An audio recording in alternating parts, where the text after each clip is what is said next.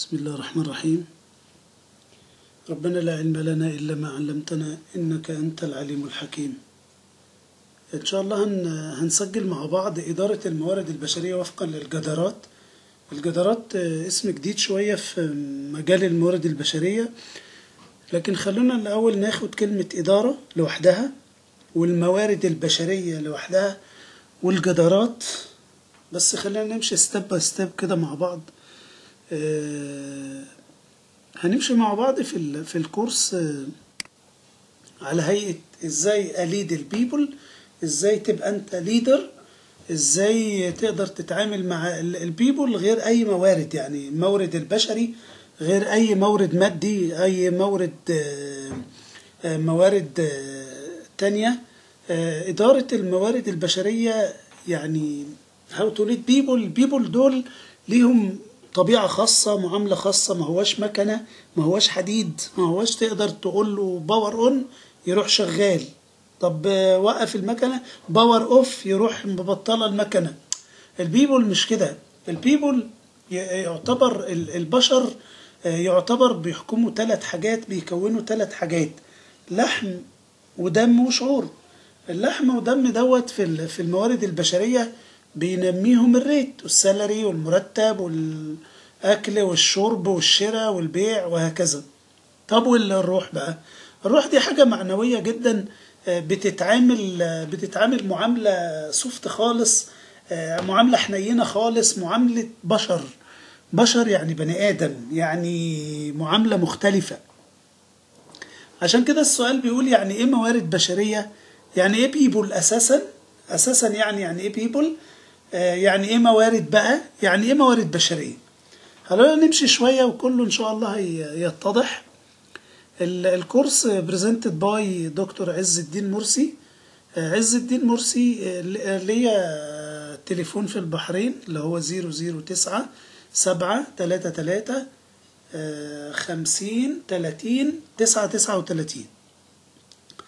ليا الواتساب بتاعي والفايبر والايمو واللاين على الرقم مصري 002 0100 50 14 683، وصفحة الفيسبوك بالعربي مكتوب الدكتور عز الدين مرسي.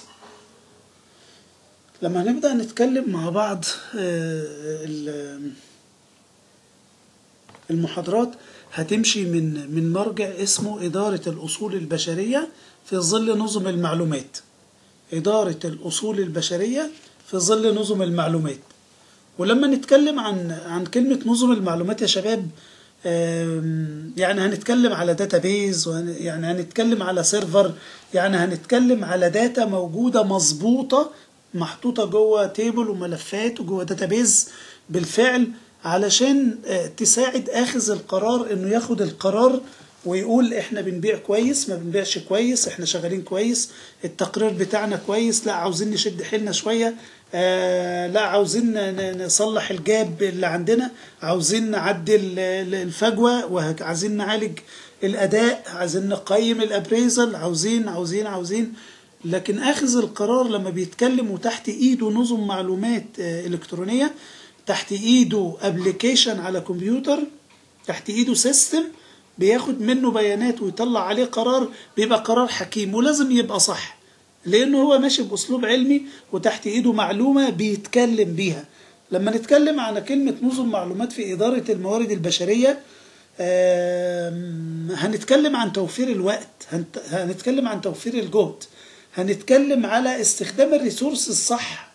يعني بدل ما الناس اللي شغالين الموارد البشرية بتاعتي شغالين مانوال ودفاتر وعمال يفرف ورق واركايف شانون وادراج ويضيع وقت على ما يجيب تقرير، لا ده هو دلوقتي بنظم المعلومات او السيستم الابليكيشن زي الاي ار بي والحاجات اللي هو اتعملت حديثا، دي هتبقى بالنسبة له توفير وقت وجهد، وبرضو الإحصائيات هتطلع صح والأرقام هتطلع مظبوطة، حسابات وتقارير وسرعة الحصول على المعلومة، كل ده هيطلع من كلمة نظم معلومات. نظم معلومات في إدارة الموارد البشرية، لما نتكلم بكلمة نظم معلومات يبقى برمجيات.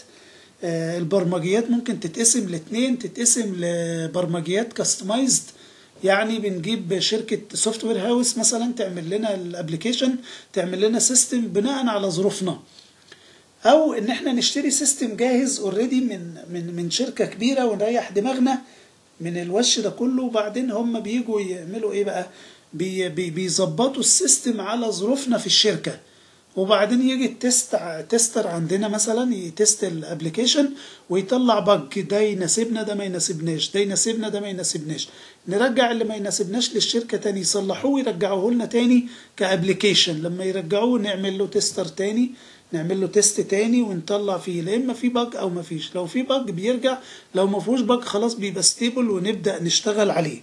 لما نقول نظم معلومات من جانب البرمجيات، بنلاقي فيه شركات كبيرة هي تبنت الموضوع وعملته، زي مايكروسوفت، زي بي بيكس، زي اوراكل اي ار بي، اوراكل انتربرايز ريسورس بلاننج.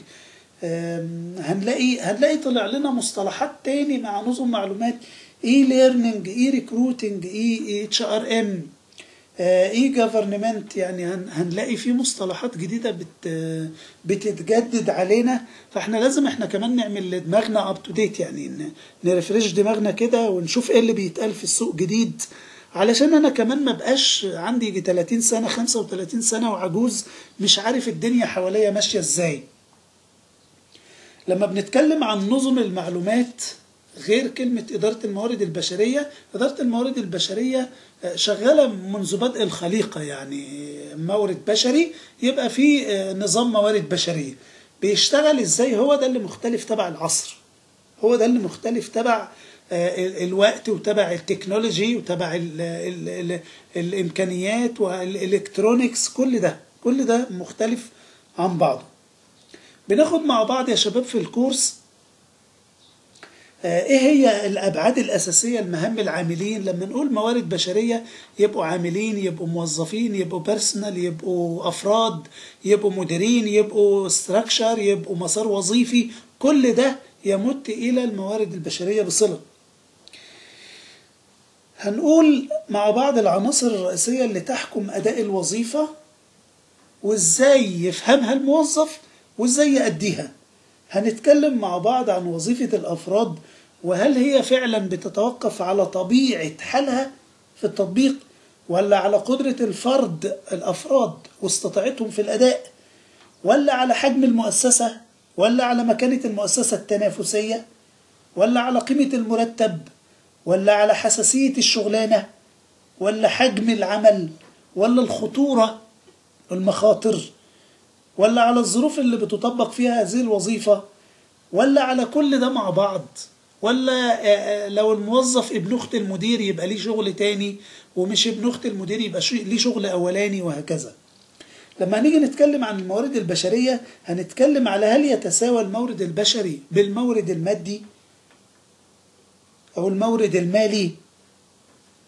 طب ممكن نستغنى عن حاجة فيهم؟ طب ممكن نستغنى عن المورد البشري؟ هنتكلم مع بعض على ازاي بيتم الاختيار بالمؤسسات، على عامل الكفاءة، ولا على عامل القوة، ولا عامل الواسطة، ولا عامل الثقة. في ناس بتعين موظفين على عامل الثقة بس، ولا على عامل الأمانة، ولا على عامل السن، ولا على عامل الخبرة، ولا على عامل الكارت اللي هو جايب الموظف في ايده جاي يتعين بيه. كل دوت موجود في العالم بتاعنا. هنتكلم على مصطلح التخطيط والتنظيم والرقابة والتوظيف، التوجيه الإيجابي في علم الإدارة وأهمية التوجيه إيه. هنتكلم مع بعض على أربع مصطلحات في غاية الأهمية، خليك فاكرهم طول التسجيل، طول ما أنا بتكلم وأنت فاكر الأربع مصطلحات دول، من غيرهم المؤسسة ممكن تفلس بعد 3-4 شهور، وبيهم ممكن يرتفع شأنها وتكبر المؤسسة وتبقى كومبيتيتور وتبقى بتنافس مؤسسات كبرى. تمام يا شباب؟ لما هنتكلم على الأربع مصطلحات دول، مصطلح الانتماء، خليك عدهم معايا بالراحة كده واحفظهم: الانتماء، الرضا، الولاء، اتك على الولاء قوي وحط تحتها كم خط كده: الولاء الوظيفي والتخطيط الطموح المهني. 4 مصطلحات: الانتماء، الرضا، الولاء الوظيفي، الرضا الوظيفي والولاء الوظيفي، وبعدين الطموح ايه يا شباب؟ المهني. تعلمتها من أستاذي الدكتور عاطف أبو زيد، هو دكتور جودة، لكن فعلا يعني المصطلح يرن معايا من ساعتها، من سنين. لما نيجي نتكلم على الموارد البشرية يا شباب، هنتكلم على كائن بيتعامل بالروح أكتر ما يتعامل بالشخط والنطر والزعيق والأوامر، ولازم تعمل ولازم تشتغل وانت شغال عندنا، والكلام دوت ما بيجيبش مع العامل البشري دلوقتي. هنتكلم مع بعض في الكورس على الاستراتيجية في إدارة الموارد البشرية، وأهمية الاستراتيجية إيه، والرؤية ورسالة وهدف، وإنت شايف نفسك بعد 5 سنين فين. طب الشركة بتاعتنا اسمها XYZ مثلا، شايفة نفسك بعد يعني الإدارة الاستراتيجية حاطة لها رؤية، شايفة نفسها فين بعد 10 سنين، بتنافس مين، حجمها قد إيه في السوق، وهكذا. كل الكلام ده يعني إن شاء الله هيجي معانا في الكورس بتاعنا. نتكلم عن حاجة اسمها السجلات والأركايف سيستم، والمصطلح زي ما في مصطلحات زي التقييم والأداء والوظيفة والإنجاز والكفاءة والجهود والمشكلات وحل المشكلات والأزمات وإدارة الأزمات في إدارة الموارد البشرية. كل دوت هيجي لنا مع بعض، بس خلونا ستيب باي ستيب. هنتكلم عن تدريب الموظف وتأهيل الموظف وتطوير الموظف والمسار الوظيفي.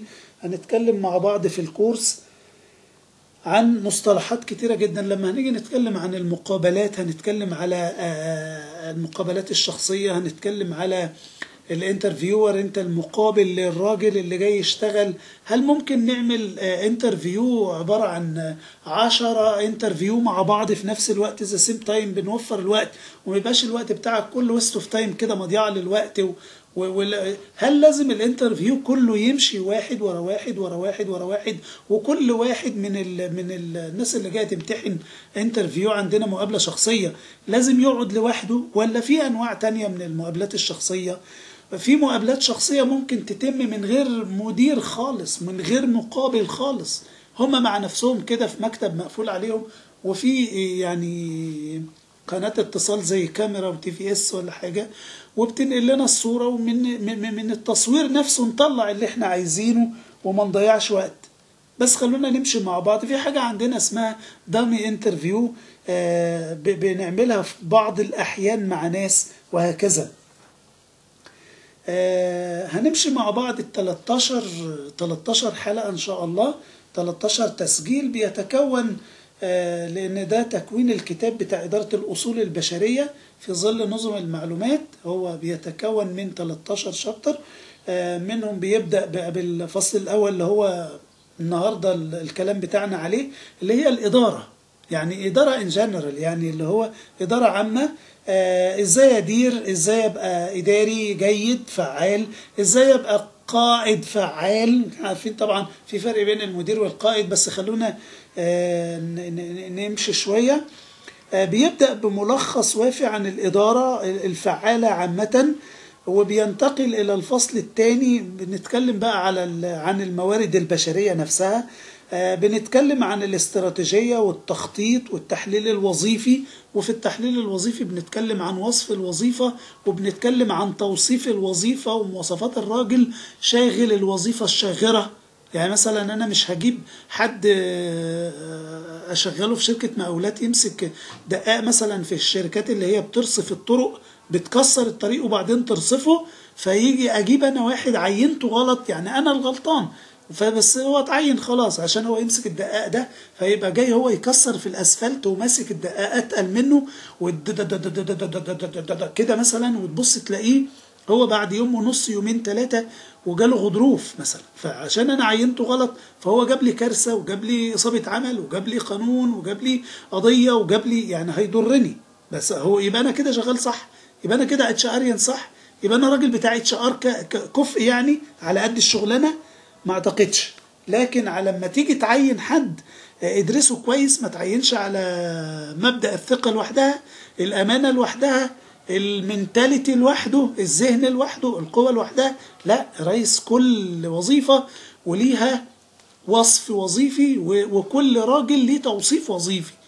بس لما نمشي مع بعض هيجي الكلام دوت. بعد ما بنعمل التحليل الوظيفي ابدأ بعد كده اقدر انشر اعلان، ولما انشر اعلان ويجي لي ناس وهمتحنهم بقى، نبدأ نعمل عمليات الاستقطاب والاختيار والتعيين، الريكروتمنت والسelection والهايرنج للناس على مبدأ الكفاءة والعمل والشطارة والخبرة والثقة والأمانة، منتاليتي ودماغه، وهو راجل شغال بطاقة وشغال عنده باور وعاوز يدي وليه مستقبل ودماغه كبيرة، وفاهم ان هو بعد 5 سنين، بعد 3 سنين، بعد سنة. يعني دايما لما تعين حد كده اسأله السؤال ده، قول له انت شايف نفسك بعد 2 سنين ايه، بعد 3 سنين ايه؟ شوف الراجل ده ليه رؤية، ولا هو الظروف اللي ممشياه، ولا ربنا يسهل، ولا هو جاي اصلا عشان يمتحن عندك، وبعدين في الاخر يا رب بقى رزقني بالشغلانة، يا رب الظروف صعبة، وهو راجل غلبان كده ما بيعرفش يشتغل مثلا، بس انت غلطان برضو ان انت عينته مثلا. هنتكلم بعد كده، بعد ما عملنا ريكروتمنت وسيلكشن وهايرنج، الناس بدأت تدخل عندك الشركة، لازم تعمل لها تريننج اند ديفلوبمنت، اللي هو هتعمل لهم بقى تدريب وتطوير عشان يقدر ينتج معاك. عشان يقدر ينتج معاك لازم انت كمان تكون يعني ذكي اناف وبروفيشنال اناف، يبقى عندك انت راجل مهني. عاوز من الراجل دوت بعد ما تدربه الاول، هتعمل له تريننج وتطور مستواه، تبدأ بعد كده تاخد منه شغل عشان يبدأ ينتج معاك. لازم تعرفه الكونسبت اللي انت شغال بيه، ولما تدربه ويبدأ يشتغل، تبدأ انت كمان بعد فترة تاخد منه الابريزل بتاعه، تاخد منه الاداء، تقيمه، تدير الاداء بتاعه، تشوف الراجل ده هيتعمل له ري ايفالويشن، الراجل ده هيزيد، الراجل ده يقل مرتبه، كان بيضحك علينا في الانترفيو، الراجل دوت هنحطه في احتياج تدريبي تاني، الراجل ده نرقيه ونديله بونص وثمنه يزيد. كل ده بيبان بقى من الابريزل. بس لازم يبقى الابريزل فير انف، يعني لازم يبقى في عدل في تقييم الاداء. بعد ما بتقيم الاداء نيجي بعد كده لمناقشه في قانون العمل، بنيجي نتكلم على الامبلوي ريليشن، العلاقات العامه بين الموظفين. علاقات الموظفين والعلاقات الانسانيه دي بارامتر جامد جدا جدا تخلي الناس تكمل معاك او تسيبك وتمشي. بنتكلم مع بعض في ازاي اقيم الوظيفة، وازاي اقول انها تساوي 6000 دولار مثلا، ازاي ما تساويش 4 ونوفر 2 للاونر وناخد نسبة من الاتنين 2000 دول. طب ليه قلت 6 وما قلتش 8؟ طب وانا كده ظالم الموظف؟ امتى اوصل ان انا ما اظلمش الموظف، وامتى اوصل ان انا ما اظلمش الاونر؟ لان انت يا راجل يا بتاع الاتش ار راجل بتاع حقوق، وبينك وبين ربنا عمار، يعني انت وسيط. انا بعتبرك وسيط بين الموظف وبين البورد من فوق، بين الموظف وبين الاونر، بين الموظف وبين المستثمر، بين المستثمر، بين السي او من فوق مثلا، او اللي هو الاونر، او اللي هو صاحب المؤسسة او صاحب رأس المال او المستثمر، وبين الموظفين. تجيب حق الموظف منه، وبرضه ما تمينش مع الموظف وعلشان هو صاحبك، ولا بتسهروا مع بعض بالليل، ولا بتروحوا مشاوير مع بعض واصدقاء، فتجاملوا على حساب المؤسسة. فبنمشي مع بعض بقى بنظرة عامة على علم الإدارة في الأول خالص مبدئيا.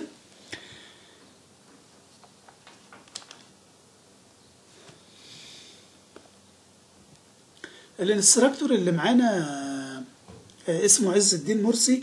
هو طبعا عشان انتوا عارفين يعني، عشان نسمع منه زي ميو وتايلور وفيليب كوتلر وجاري ديزلر، فلازم نقول ان هو عز الدين مرسي امريكاني من ولاية ديليور، وورا مقاطعة المنوفية على طول. فهو بس لازم طبعا نقول امريكاني في الاول عشان يبقى الفيديو بتاعه جيد وفي اد فاليو، ويبقى احنا ما بنضيعش وقت. anyway خلونا نمشي شوية. والحمد لله أنا كنت دربت في مصر كتير، في السعودية كنت في IBM السعودية، وكنت في الرياض، الإمارات في دبي، في الديرة، وكنا في شيراتون الديرة عملنا دورات هناك، البحرين في المنامة العاصمة، وفي الرفاع برضو عملنا دورات هناك، وفي ماليزيا في كوالالمبور. الحمد لله معايا دكتوراه مهنية بين قوسين مهنية، ليست أكاديمية، ومش استاف هيئة تدريس جامعة حكومية ولا حاجة، لكن واخدها من جامعة أطلانتا الأمريكية، ومقدم رسالة واتكشف على الرسالة، ويبقى في لجنة بتكشف على الرسالة فعلا، والرسالة تعجبها وبعد كده خلاص تعتمدها. والحمد لله يعني معايا دكتوراه مهنية، وبتمنى يعني من ربنا سبحانه وتعالى أحصل على دكتوراه أكاديمية برضو. الحمد لله معايا زمالة المجلس الدولي لتنمية الموارد البشرية. أنا كل شغلي الحمد لله في كلمة الموارد البشرية HR.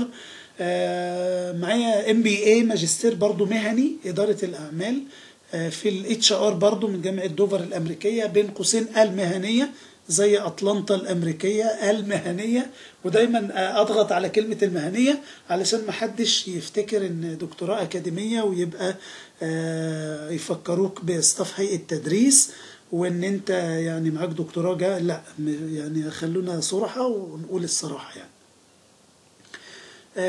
استشاري في معهد الخبرات الدولية انتكس انترناشونال، واستشاري برضو في المجلس الدولي سيجما HR. كنت مدير قواعد البيانات، انا اوراكل سيرتيفايد اساسا، وممتحن يعني انترناشونال اكزام DBA داتابيز ادمنستريتور، وكنت مدير قواعد بيانات باوراكل لشركه سيليكون اكسبرت تكنولوجيز، ودي تبع شركه ارو الامريكيه، دي اكبر شركه في العالم بتشتغل في الكومبوننتس الصغيره بتاع الICs وحاجه، يعني نشاط كده سبيشال بيزنس يعني. ومن ضمن الأماكن اللي أنا دربت فيها الحمد لله كانت مديري مشيخة الأزهر الشريف في مصر، كانوا بيبقى مدير على مستوى الجمهورية، بيجمعوا مديرين، وأنا كنت بديهم بقى تقييم الأداء، وكنت بديهم حاجات في الإدارة جميلة. الإتقان للتدريب والاستشارات دي في البحرين وفي مصر. نفط الكويت KOC، رشيد للبترول والغاز، عجيبة للبترول والغاز، برج العرب للبترول والغاز، بدر الدين للبترول والغاز، جنوب سيناء وشمال سيناء برضو غاز، الاتصالات السعودية STC، وزارة الصحة السعودية، وزارة الدفاع السعودية. دربت في مصر للطيران وميناء القاهرة الدولي وبعض الشركات الأخرى وبعض الأكاديميات الأخرى. فده يعني السجل للتدريبات بتاعتي وللشغل، الحمد لله اكسبيرينس، الحمد لله سنوات كتير يعني. الأول عاوز أبدأ معاكم يا شباب بورشة عمل، معلش أتقل عليكم، وجيب ورقة وقلم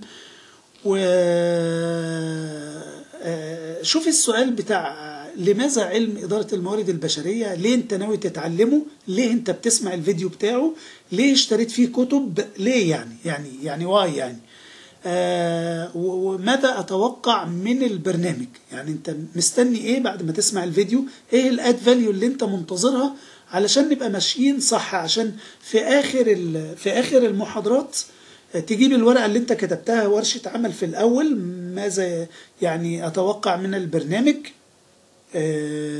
وشوف والله الحاجات اللي انت كنت كاتبها عاوز تحصل عليها حصلت عليها، فالحمد لله. ابعت لي ايميل على الايميل بتاعي وقول لي يعني الكورس غطى كل المطالب بتاعتي اللي انا كنت طالبه من الكورس عشان اتعلم HR، عشان اقدر اروح اقول يا جماعه انا بفهم HR، انا عاوز اتعين في اداره HR، او العكس قول لي لا الكورس ما غطاش اللي انا كنت محتاجه. وانا طبعا هاخد كلامك بعين الاعتبار، وممكن اعيد تاني الكلام وممكن احطه في كتاب جديد وهكذا. لكن احنا دايما عاوزين نمشي مع بعض بأد فاليو، يعني استفيد منك وتستفيد مني علشان نقدر نورث لبعض ونسلم لبعض. عاوزك تكتب 10 حاجات انت عاوز تستفيدها من الكورس، واكتب برضو ليه انا عاوز اتعلم HR. الايميل بتاعي ezz.morsi ezz.morsy مرسي gmail.com. هنتظر تعليقات. أنا عاوز أبدأ الكورس معاك بس بالصورة اللي تحت السلايد اللي واقفة قدامنا دي. الصورة اللي تحت فيها أنت حضرتك، وفيها أحلام أنت كاتبها. وطبعا أنا دايما أضغط على نظرية not written not exist، يعني اللي أنت مش كاتبه مش موجود. غير المكتوب يساوي غير الموجود، مش موجود أساسا. لأن أنا لقيت ناس بقول أنا ذهني حاضر، أنا فاكر هدفي، أنا عامل جول سيتنج جامد جدا ما يخرش المية، وعامل له تخطيط وعامل له كل المراحل بتاعته، بس مش كاتب. لكن بالله عليك يعني أنا بقول لك أنت لو رحت طلع تروح مشوار ولقيت الدنيا فيها رعد وبرق ومطر وجامد جدا ومفيش مواصلات ركنت أصلا عشان حر ولا عشان برد ولا عشان حاجة، وبينك وبين هدفك 10 كيلو متر أو 15 كيلو متر وهتروح ماشي، أكيد هتقول انتظر شوية. ودايما الذاكرة ما بتفكرش غير في اللي هي عايشة فيه. يعني عمرها ما تفتكر من 5 سنين كانت بتفكر في إيه، إلا لو أنت كاتب عشان تحط جول سيتنج. بص حاطط إيه، حاطط لك مين هيقاومك إن أنت تحقق أحلامك، بس لو أنت كاتبها لازم تحققها، لازم. وسيبك من مقولة عيب كلام رجالة أنا ناوي أحقق هدفي والكلام ده، الكلام ده ما بيجيبش معانا. لكن not written not exist. ودايما خلي الثينك بتاعك بيج، يعني خلي حلمك كبير قد كده، ثينك بيج. وعلشان تحققه إن شاء الله بعد عدد من السنين لازم تستارت ناو. يبقى لازم think big start now، وبعدين لازم تعمل ايه؟ think big start now start small وتبدأ دلوقتي. يعني think big start small وact now.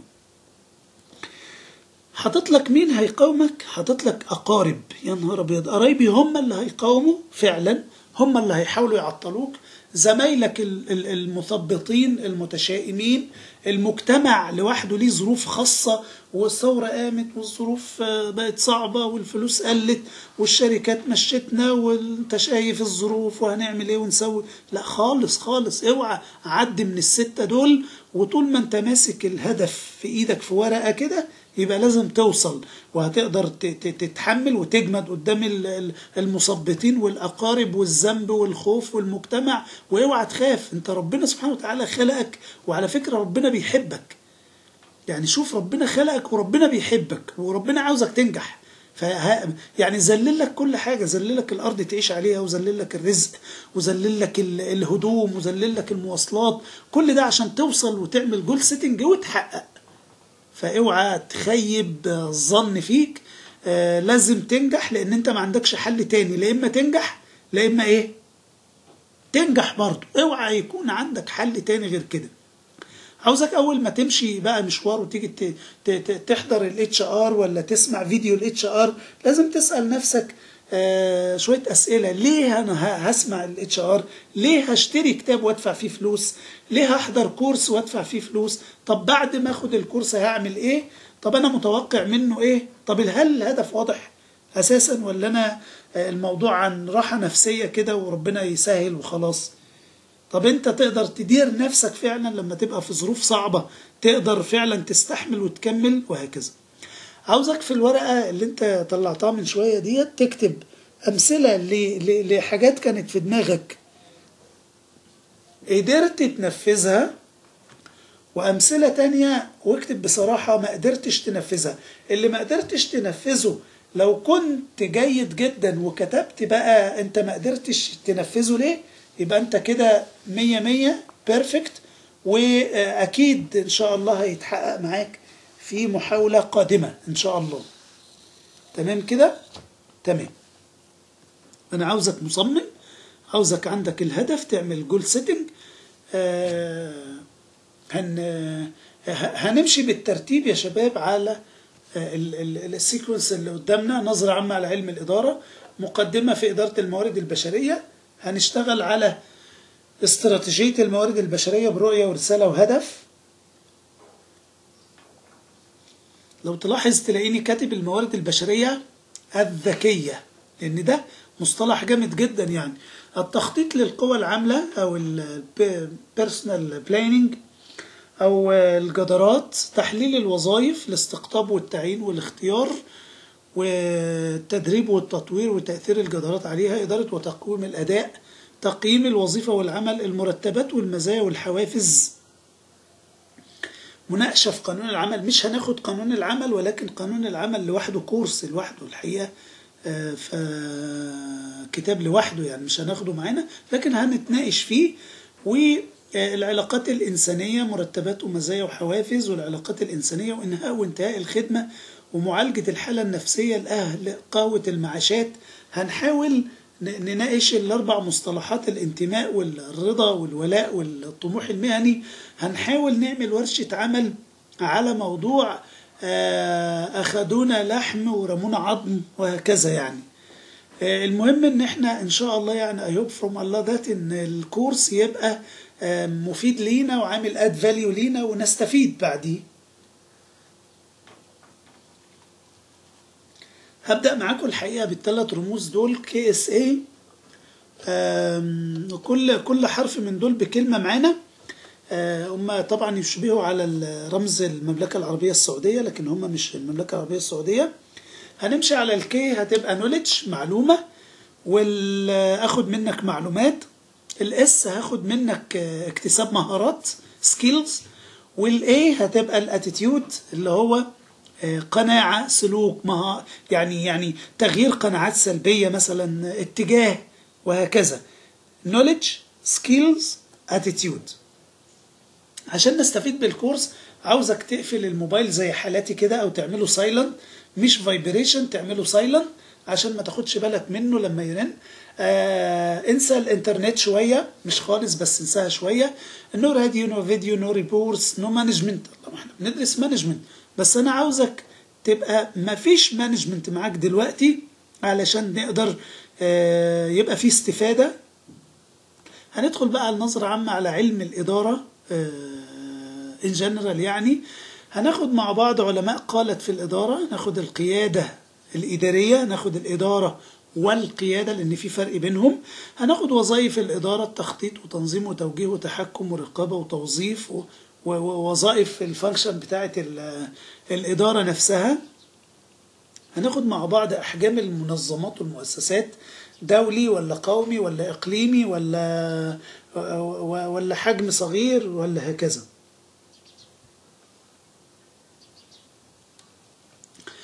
هناخد مع بعض أنواع الإدارة الحديثة. هناخد القيادة والتحفيز. هناخد مع بعض نصائح لك أخي المدير الكفء الفعال. هناخد مع بعض الكلام دوت إن شاء الله. هناخد أنماط الشخصيات، لأن أنت ما ينفعش تبقى مدير والكرسي متفصل عليك.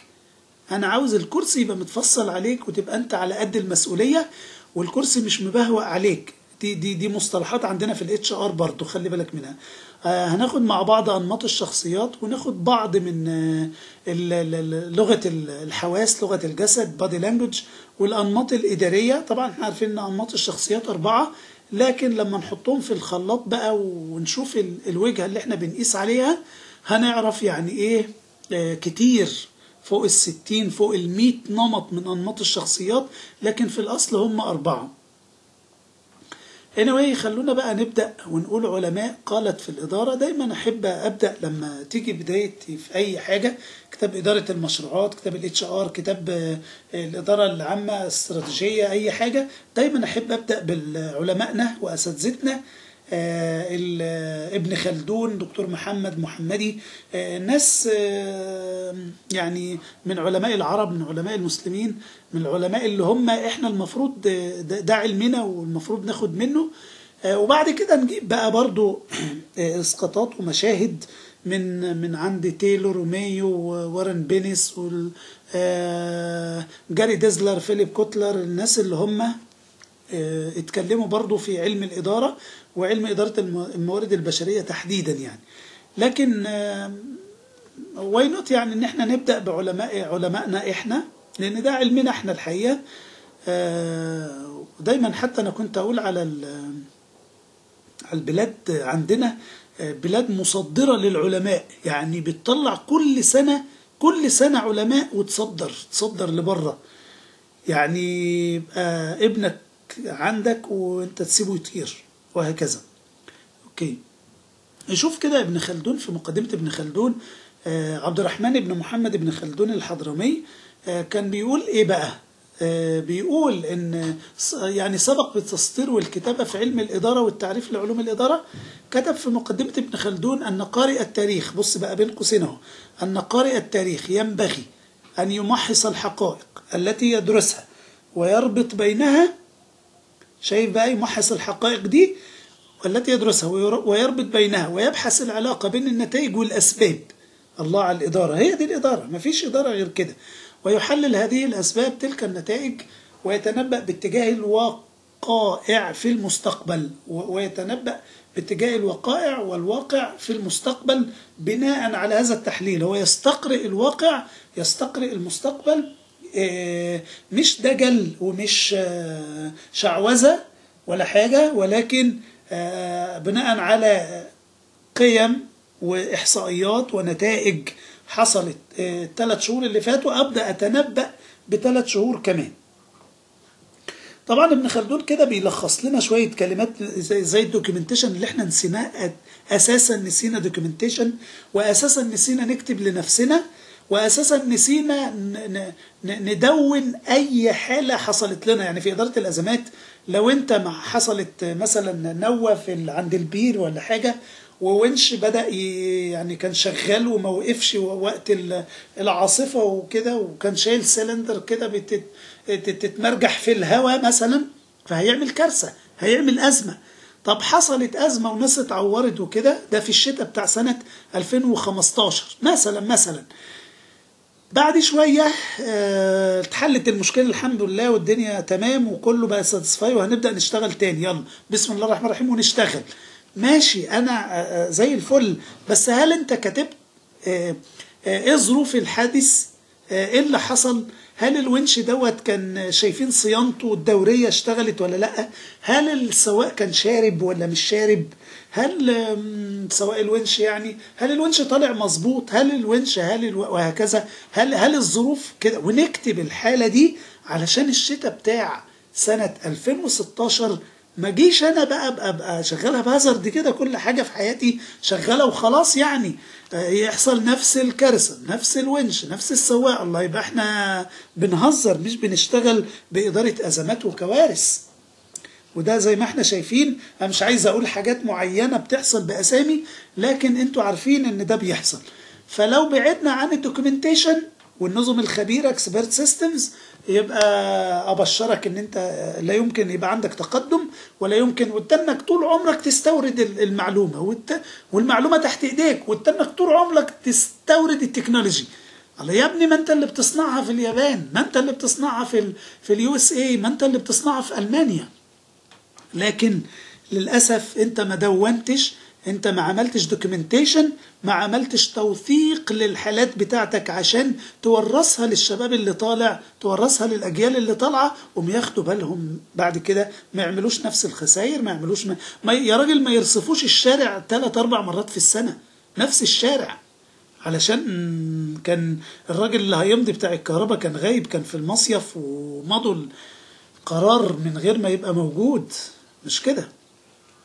خلونا نرجع لموضوعنا. فابن خلدون بيلفت نظرنا لحاجة مهمة جدا في غاية الأهمية: العلاقات، استراتيجية وتخطيط، إدارة، وقياس الأداء، وربط الأسباب بالنتائج. طب ده جميل جدا. عندنا أستاذنا دكتورنا الأستاذ دكتور محمد الماضي في كلية التجارة، من كتاب دراسات متقدمة في الإدارة، راجل دماغه جامدة جدا. بيقول الاستفادة من كل الإمكانيات. إيه هي الإدارة عنده؟ بيقول إيه؟ الاستفادة من كل الإمكانيات المتوفرة. افتح قوس معايا، قول إيه بقى؟ 1. أقصى استفادة. 2. اقتناص فرص متوفرة. 3. معالجة الضعف. 4. زيادة القوة واستخدامها وقت الحاجة. عمل حساب التهديدات وتوقعها قبل الحدوث. تمام كده؟ طيب ابن خلدون دكتور محمد الماضي يعني بصراحة يعني نتباهى بيهم. جه حد تايلور كان بيتكلم برضه عن الإدارة. قال إيه عن الإدارة؟ كلام جميل جدا. قال هي توظيف الموجود من الموارد أيا كان نوعها لإنجاز الهدف الذي تتطلع إليه. طب كلام جميل يا تايلور، بس تايلور خد نظرية جافة، نظرية مادية جافة، بدأ يتعامل بيها. هيجي حد يعدل عليه برضه سميه دلوقتي، لكن خلونا إيه ماشيين بالترتيب. تمام كده؟ حتى ان تايلور لما بدأ يلفت النظر لكلمة الإدارة بدأ يتعمل عليها بقى علوم ومناهج وتدرس في الجامعات العليا والمعاهد والمدارس وهكذا. ده بعد كلام تايلور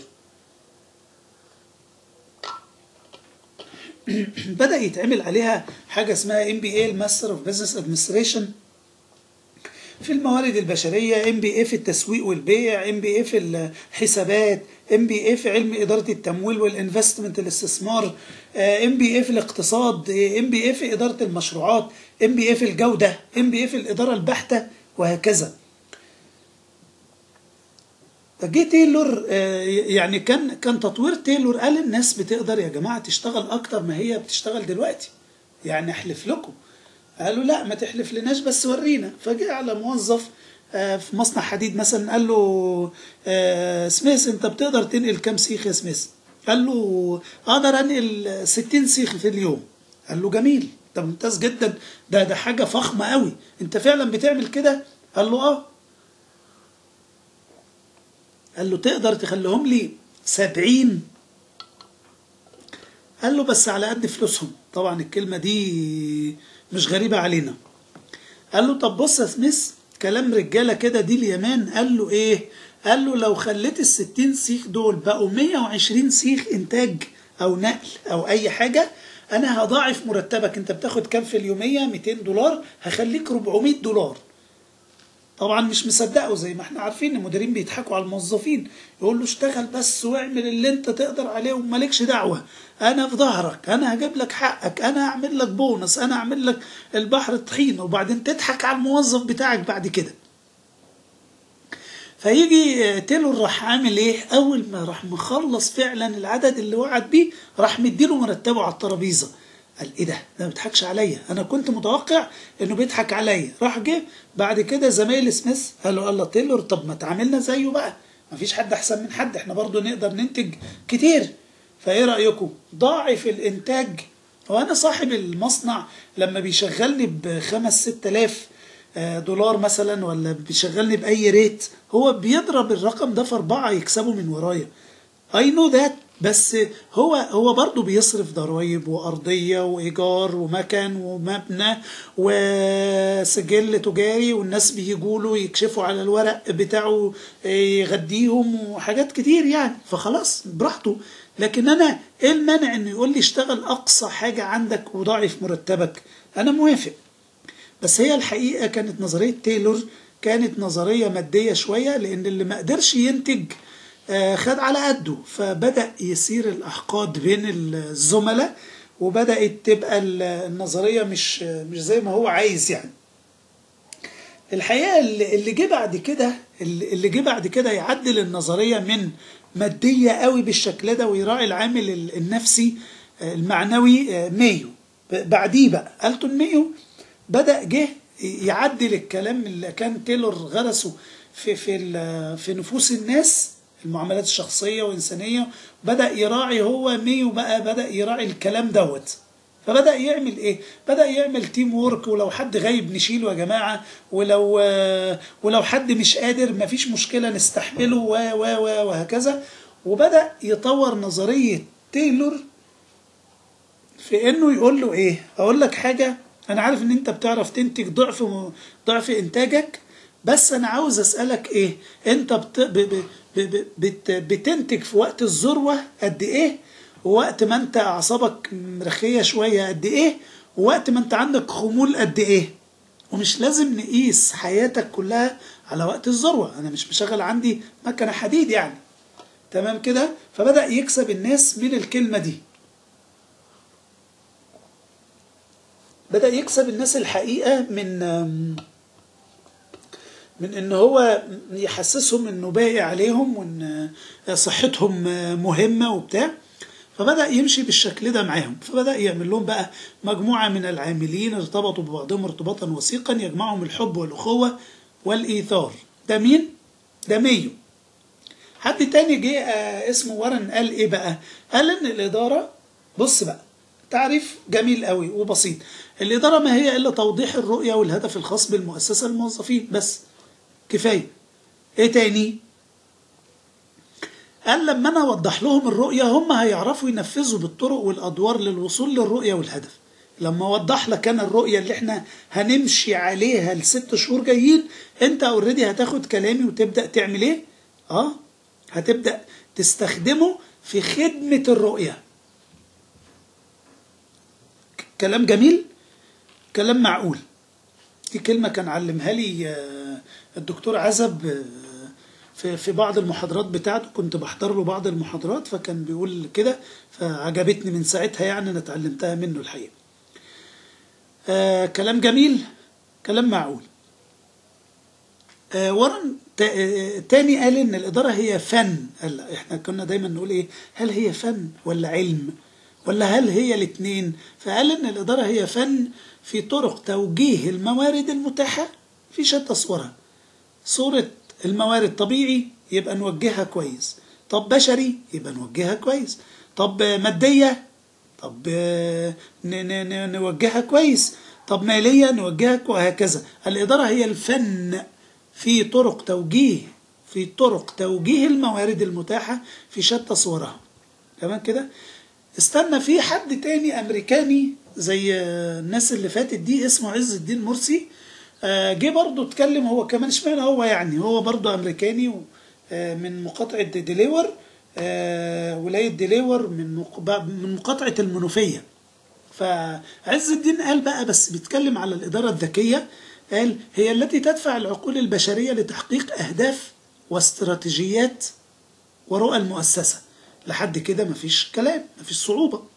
الإدارة الذكية هي التي تدفع العقول يا جماعة، العقول تفكر، تأمر الجسم يشتغل. العقول ترضى، تأمر الجسم يشتغل. العقول تبقى عندها رضا وولاء، تأمر الجسم يشتغل. تدفع العقول البشرية، الأصول البشرية لتحقيق أهداف واستراتيجيات ورؤى المؤسسة التي تطمح الوصول إليها. افتح قوس، لأن الكلام اللي جاي ده هو ده القنبلة بقى، هو ده التعريف. بإرادتهم وهم محبون. يا نهار أبيض!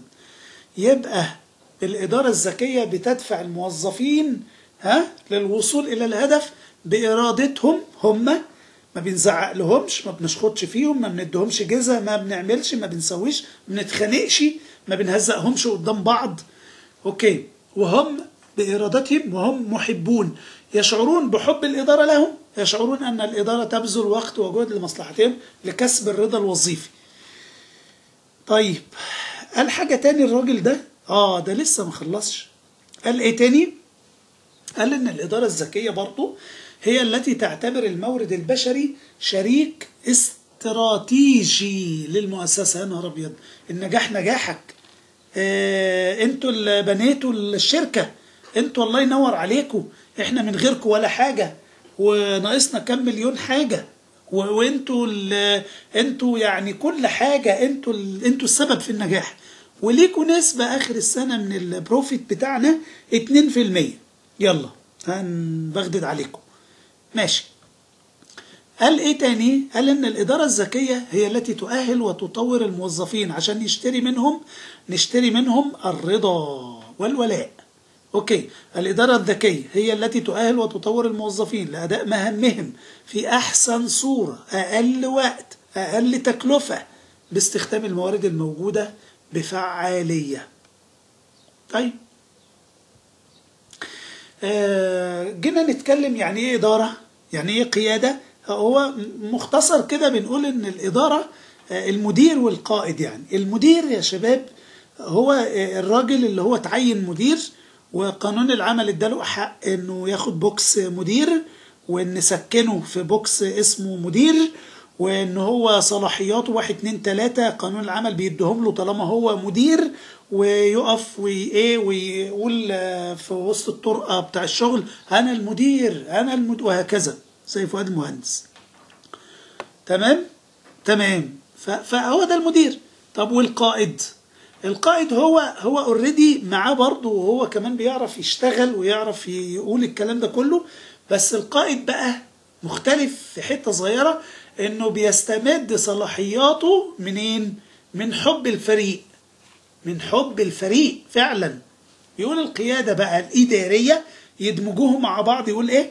الدفع الموجه من القائد لفريقه للتأثير عليهم لتحقيق أفضل إنتاجية من العمل الجماعي. ثقافة التيم وورك اللي ماتت عندنا، ثقافة التيم وورك. ودايما كنت في كل المحاضرات بستشهد بالبطولات الفردية زي شحات مبروك في كمال الأجسام، وجابر أحمد جابر، ومحمد علي كلاي، وهكذا. وبين إيه يا شباب؟ وبين فريق الكورة اللي هو العمل الجماعي اللي بيبان فعلا. فلما كانت البطولة فردية كنت باكل اللي قدامي، ما ينفعش يغلبني، انا لازم اخد الذهبية، انا لازم ارجع ببطولة العالم. ليه؟ عشان دي حاجتي. انما في ثقافة التيم وورك مين اللي هيقف قدام الكاميرا، وانا اللي لازم اجيب البلانتي، وانا اللي لازم يبصولي علشان انا اللي اتصور، وانا اللي همسك المايك انا واتكلم، وهكذا. ولذلك مع اول سفر رايح جاي بيبقوا حاجزين على نفس الطياره وهم راجعين على طول، ما بياخدوش وقت الحقيقه. يعني الناس دي ما بتضيعش وقت عشان تيجي تلحق الشغل هنا ومصالحها اللي في مصر. تمام يا شباب؟ تمام. بيقول ايه بقى؟ ونحن نرى، اللي هو مين؟ اللي هو الراجل الامريكاني اللي من ولايه ديليور، اللي هو من مقاطعه المنوفيه. بيقول ونحن نرى ان الاداره هي المسؤوله عن توفير وتحقيق كل احتياجات المنتمين لهذه المؤسسه. مين المنتمين لهذه المؤسسة؟ سامعك اهو بتقول الموظفين. الموظف منتمي للمؤسسة نمرة 1 بس، خلاص. الموظفين. المورد ينتمي للمؤسسة. المورد بيجيب لنا، بيورد لنا حاجات، ريسورسز وحاجات نستخدمها، واسيتس واصول ومكاتب وحاجات، ويجيب لنا كمبيوترز، ويجي يعمل لنا حاجات كتير في الشركة، وبعدين انا اعذبه واذله على ما اعمل له المستخلص بتاعه. يبقى كده الاداره بتبني صح؟ لا، بالعكس، الاداره ما بتبنيش صح.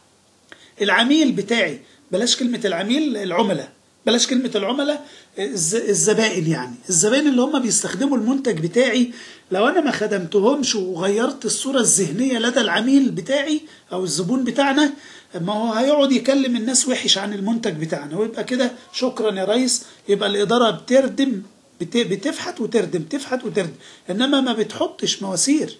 يبقى بتنتج ويرجع لك هدر، بتنتج والناس مش عاوزه تشتري المنتج بتاعك. والله العظيم كنا في استشاره شركه حكوميه، بيحلف لي شركه ادويه حكومه يعني، يحلف لي يقول لي والله العظيم يا دكتور احنا بننتج المنتج عشان ندي للموظفين بونص، عشان الموظفين ما تمشيش بس من الشركه. يعني ما ينفعش كلهم يمشوا، ما ينفعش، هنقعد نبص لبعض، بننتج ونركن في المخازن. يعني بصراحه مدير ونعمه المديرين اللي عايز ضرب النار في ميدان التحرير مثلا. مين تاني ينتمي للمؤسسه؟ المستثمر، صاحب رأس المال. البيئة المحيطة الداخلية كلها، والبيئة المحيطة الخارجية كلها، والمجتمع بثقافته. يعني الموظفين لما يقبضوا كويس مثلا، مش بيروح يشتري من السوبر ماركت لولاده شيبسي وفاكهة وبتاع ويروح ولاده يبقوا مبسوطين. طب لو قللنا المرتب مش هيشتري. هيبقى البيئة المحيطة الخارجية برضه هي متأثرة. المجتمع بثقافته، البيبول كالتشر اللي حوالين الشركة نفسها، المجتمع بثقافته بيأثر مع المؤسسة. يعني المجتمع بثقافته منتمي للمؤسسة. تمام؟ لحد كده يا شباب ايه الأخبار؟ لحد كده تمام؟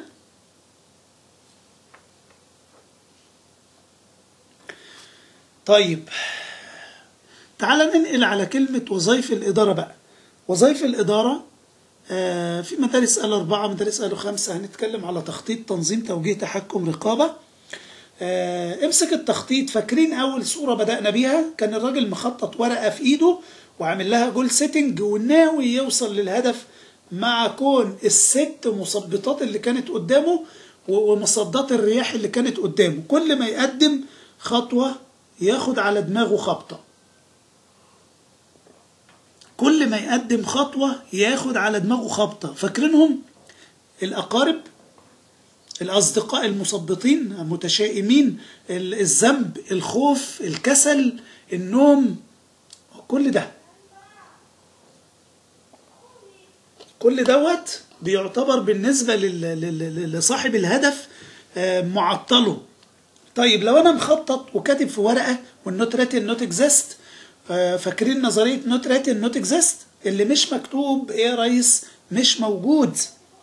فالتخطيط بيحدد ما تهدف إليه المؤسسة في فترة قصيرة وما تهدف إليه المؤسسة في فترة طويلة، ثم تحديد كل ما يلزم علشان نحقق الهدف ده من وسائل لازمة، من موارد مادية، من موارد مالية، من موارد بشرية، من كل موارد طبيعية.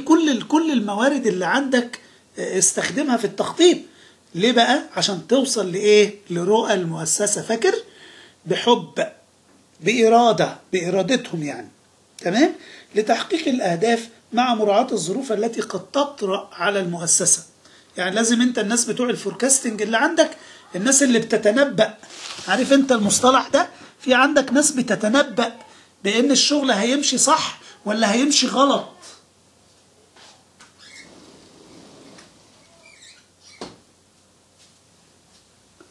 فأنا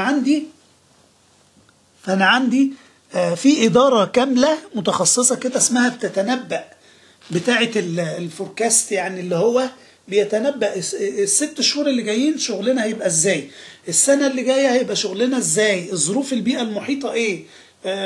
في عندنا إدارة تانية بنركنها على جنب كده، حاجة اسمها إدارة يعني بتتصيد الفرص، بمعنى ان هي بتدرس ظروف البلاد اللي حوالينا. يعني احنا مثلا بلد البحرين مثلا بنرصد إدارة خاصة بتعمل ايه بقى؟ بتدرس احوال البلاد اللي حوالينا. في بلد معينة اسمها اكس في سنة في الصيف اللي جاي هتبقى عندها مثلا نقل حاجة او صعوبة ظروف او المية قليلة او المية هتجف ولا حاجة، مش هيبقى عندهم مية. وبنعمل احنا ايه؟ نبدأ نرتب البيزنس من النهاردة، من قبلها بسنة، قبل ما يبقى عندهم ظروف صعبة. يعني احنا عندنا ازازة المية مثلا لو هي بربية مثلا او حاجة او كده، بربية الازازة، فانا ساعتها هبيعها بدينار، والبلد التانية هتبقى يعني مضطرة تشتري مني، وهكذا. في بلد تانية فيها مناوشات على الحدود نقدر نظبط لهم منتج، وهكذا. دي حاجة اسمها إدارة متصيدة الفرص. يبقى عندي التخطيط، عندي تنظيم، عندي توجيه، عندي تحكم ورقابة. طيب في التنظيم بقى، هو يعني عارفين يعني طرق التعامل والمزج والتداخل بين الموارد اللي عندي. شغل كل الموارد اللي عندك، دخلهم في الخلاط كده بحيث يطلعوا لك حاجة جميلة تقدر تشتغل كتير، تنتج بسرعة. يعني مثلا احنا عندنا لو عندنا بننتج 1000 كرتونة شيبسي في الساعة مثلا، احنا بنخطط لانهم يبقوا 1000، لكن ايه الحقيقي؟ بننتج 600 كرتونة شيبسي بس. يبقى احنا عندنا كده فجوة، عندنا جاب. يبقى يجوا الناس بتوع التنظيم يقول لك ايه؟ يقول لك الله، طب ما نشتري مكان جديد، الله طب ما ندرب الناس الموجودة، الله ما نعمل لهم تطوير وتأهيل، الله طب ما في موارد مركونة في المخازن، طب ما نغير شكل الكرتونة، ما نجيب مكنة مش عارف تشتغل الكترونيكس شوية ومانوال شوية، وهكذا. يجي بتوع التنظيم دول يحطوا كل الموارد اللي تحت ايديهم في الخلاط ويطلعوا حاجة شغالة بيرفكت، يعني بروفيشنال اناف يعني. اوكي؟ ده فين؟ ده في مرحلة التنظيم. مرحلة التوجيه بقى دي جاية من القيادة العليا والتحفيز والإرشاد ورقابة واتصالات ودفع وهكذا. كل دول بيعملوا توجيه للعمالة اللي شغالين عندنا، وتوجيه المسار، بيعدل المسار. ماشي؟ بيعدل المسار. يعني المسار لو في ديفييشن، ما هو احنا عاوزين ننتج 1000 كرتونة والمسار عامل ديفييشن شوية، محود شوية عن المنتج ده، وبيعمل لنا 600 كرتونة بس. طب ما احنا كده ايه عاوزين نعدل الديفييشن ده، نعدل الانحدار ده والانحناء. تمام. ايه الرقابة بقى؟ الرقابة بقى هي اللي بتطرح 1000 ناقص 600 يساوي 400، والتحكم بيساعد بقى النشاط اللي عندنا. هو ده اللي بيطلع الانديكيتور للمديرين. التحكم والرقابة هو ده اللي بيطلع الانديكيتور للمديرين. احنا ما بقيناش نبيع كويس، العميل بتاعنا زعلان، العميل بتاعنا عاوز نعمل له بونص، العميل بتاعنا عاوز نكتر الكمية في الكيس، العميل بتاعنا في شركة تانية بقت كومبيتيتور لشيبسي بتعمل منافسة جامدة جدا لينا. مثلا في ناس طلعوا منتج زي المنتج بتاعنا، اجود منه، متعبي حلو، وهكذا، ازيد منه في الوزن. هو ده التحكم والرقابة. يطلع التقارير لآخذ القرار، آخذ القرار يبدأ ياخد القرار ويقول لا، لازم نعدل المسار بتاعنا. كلام جميل؟ كلام ايه؟ كلام معقول. طيب، هي دي بقى مسؤولية الإدارة، هي التركيز وتخريج النتائج ممن تتم إدارتهم. الناس اللي شغالة عاوزين نطلع منهم أحسن شغل، ونطلع من الفسيخ شربات. طيب، المؤسسات كلها يا شباب بنفس الحجم ونفس الكمية ونفس عدد المان باور ونفس القوى العاملة لا طبعا، لا طبعا. في شركة رأس مالها ملايين، في شركة رأس مالها 100,000، في شركة رأس مالها 1000، في شركة رأس مالها مليارات، وهكذا. ومع مراعاة يعني كل البارامتر اللي بتدخل نقيس عليها: رأس المال، عدد الأيدي العاملة والقوى العاملة اللي موجودة، كم حجم العمالة قد إيه، وهكذا. عندنا حجم منظمة كبيرة يبقى مستوى دولي، حجم متوسط يبقى قومي، حجم صغير يبقى مستوى محلي. طيب، ده في حجم المؤسسات.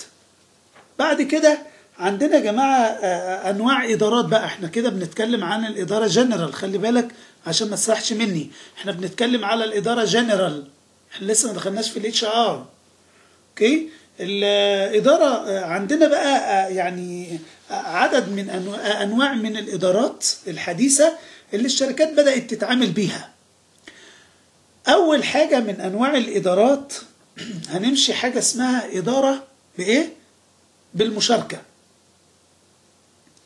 الإدارة بالمشاركة، إدارة بالاستثناء، إدارة بالاتصالات، إدارة بالمعلومات، وهكذا.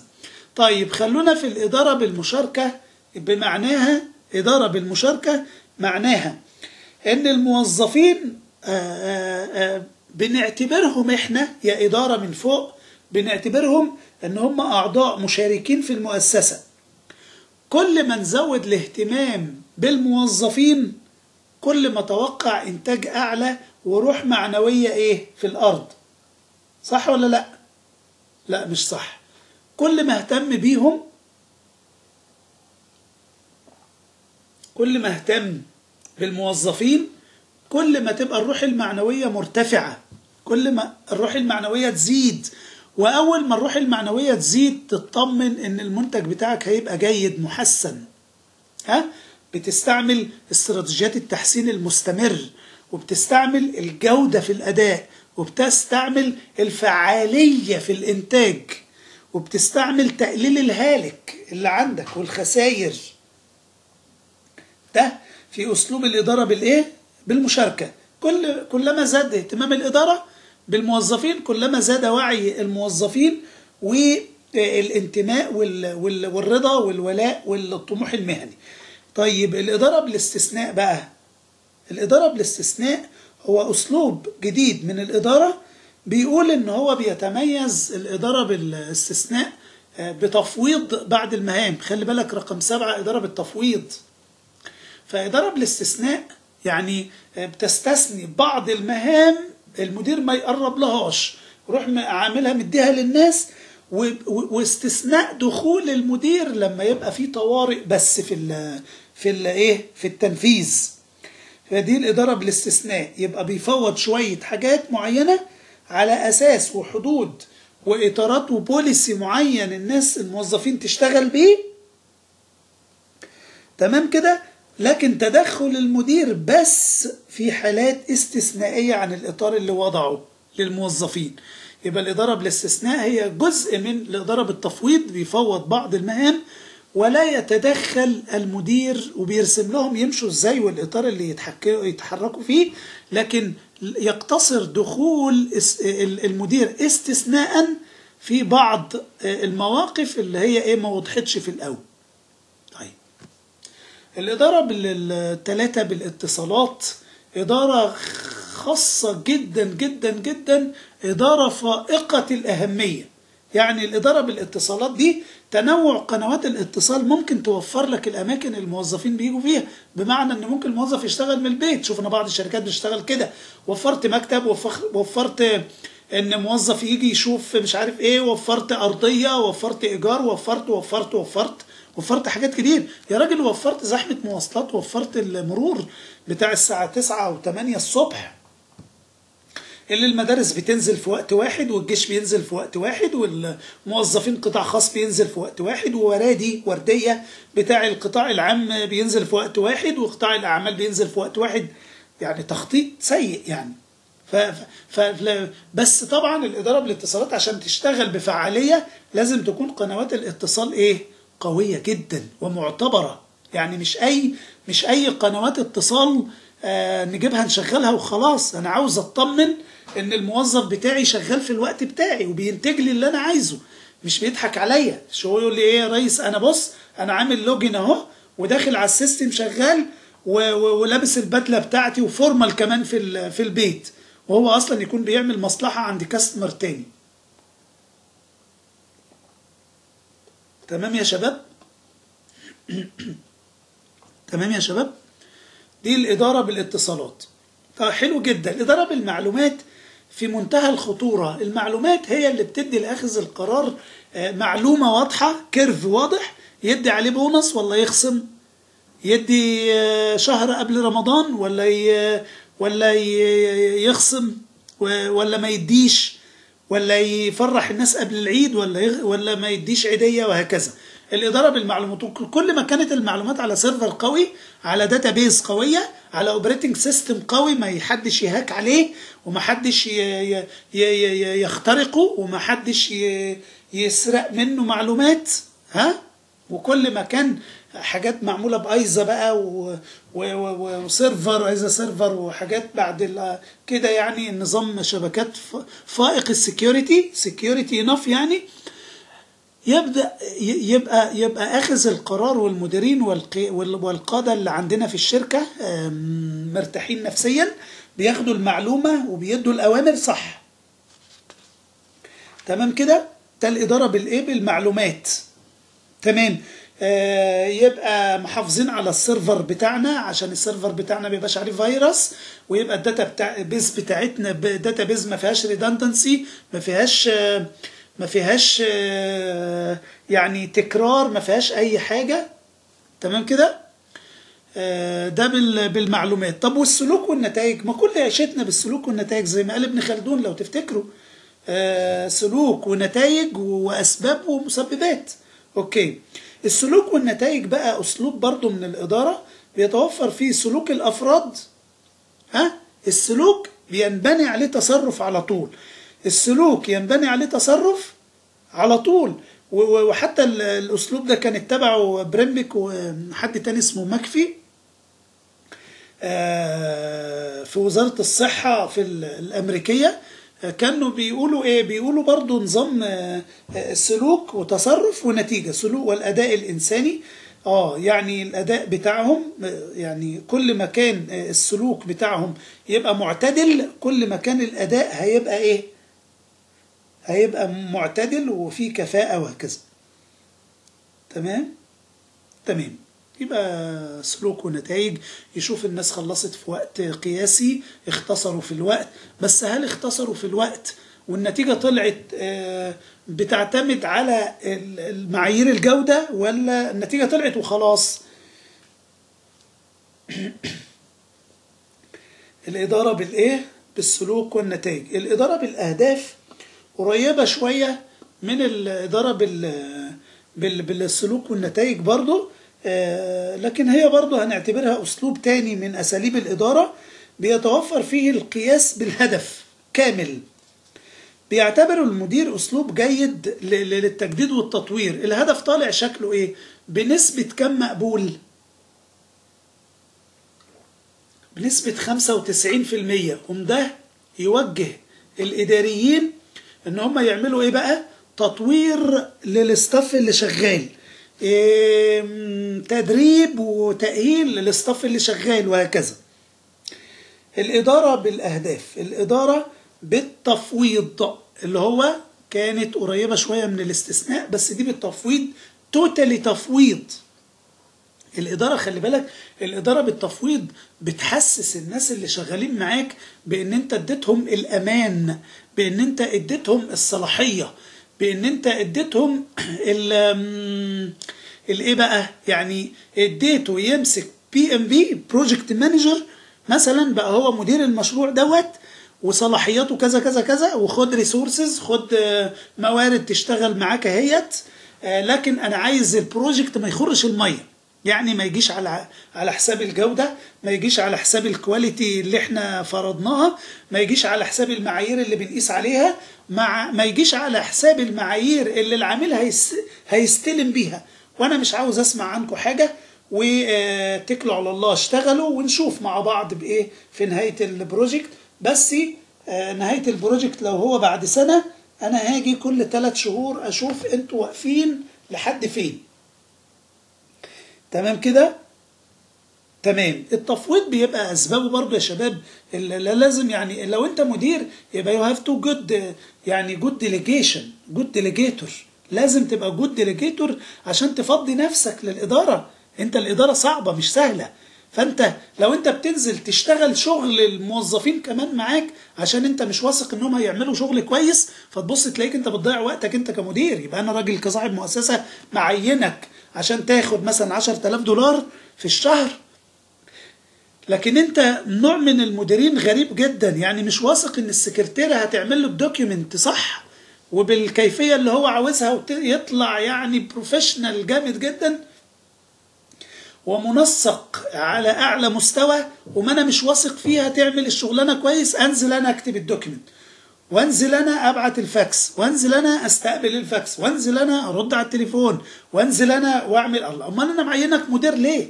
خلاص، ما انا يعني انت كده بتخسرني. نمره 1 بتخسرني دورك كمدير، نمره 2 بتنزل تشتغل تحت دور سكرتير مثلا، دور ادمن مثلا، وبتخسرني. طب ما انا بدي لك الريت بتاع مدير، خلاص نقسم بقى ريت المدير وعاملك من ابو 50 في اليوم مثلا. تمام كده؟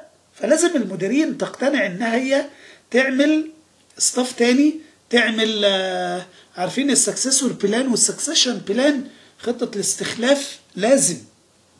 اوكي.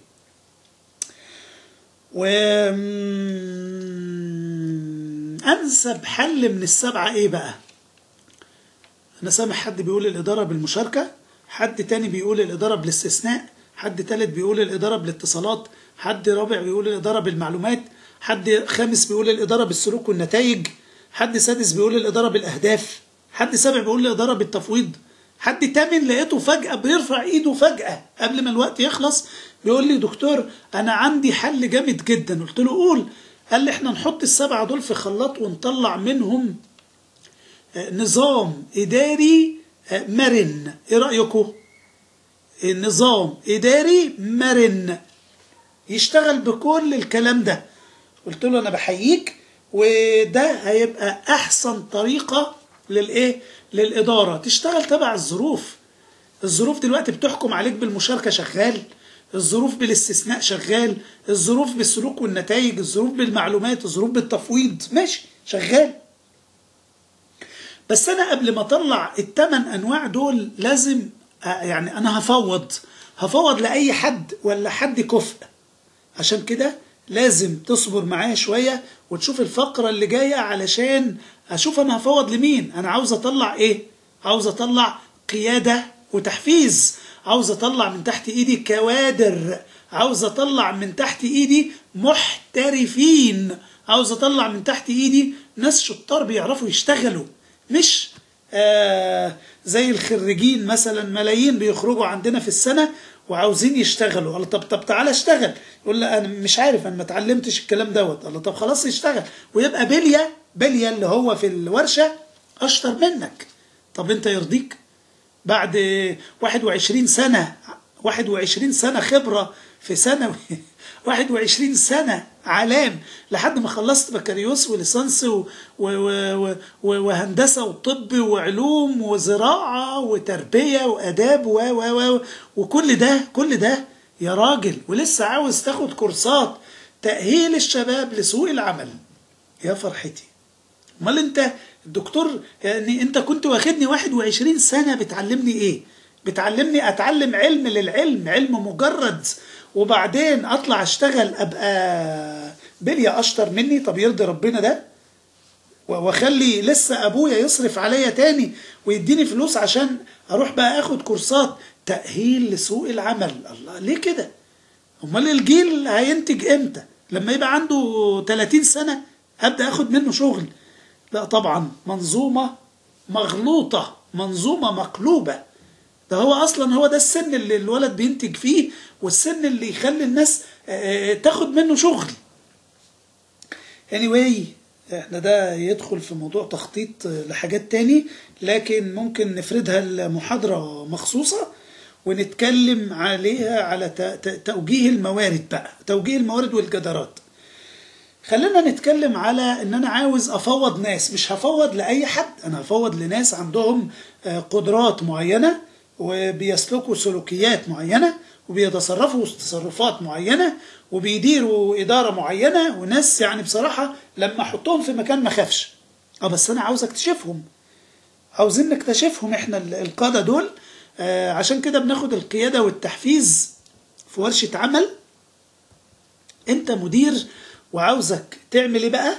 عاوزك تقول لي خصائص القائد في إدارتك. يعني محمد وعلي وحسين، مين فيهم انت تحب تفوض له؟ علي. ليه؟ عشان علي فيه صفات القيادة كده. علي ده بيبسطني لما افوض له شغلانة ما يجيليش الا وهي خلصانة، ما بتعبش، ما ببقاش قلقان نفسيا وانا بفوض له، بعمل له فورورد للمهمة. اوكي طيب، عاوزك تكتب لي 5. انا سامع هو واحد بيقول مثلا اللي بيبادر باشتراكات كتير، اللي بياخد كورسات كتير، اللي مش مستني المدير يوظفه، اللي بيخلق شو، بص بياكل في نفسه ويخلق شغل يحسن بيه اداء الادارة، مع ان المدير ما قالوش، بس هو في حد عندك في الادارة كده. امشور انا متأكد ان انت عندك في الادارة بتاعتك ناس بتشتغل كده.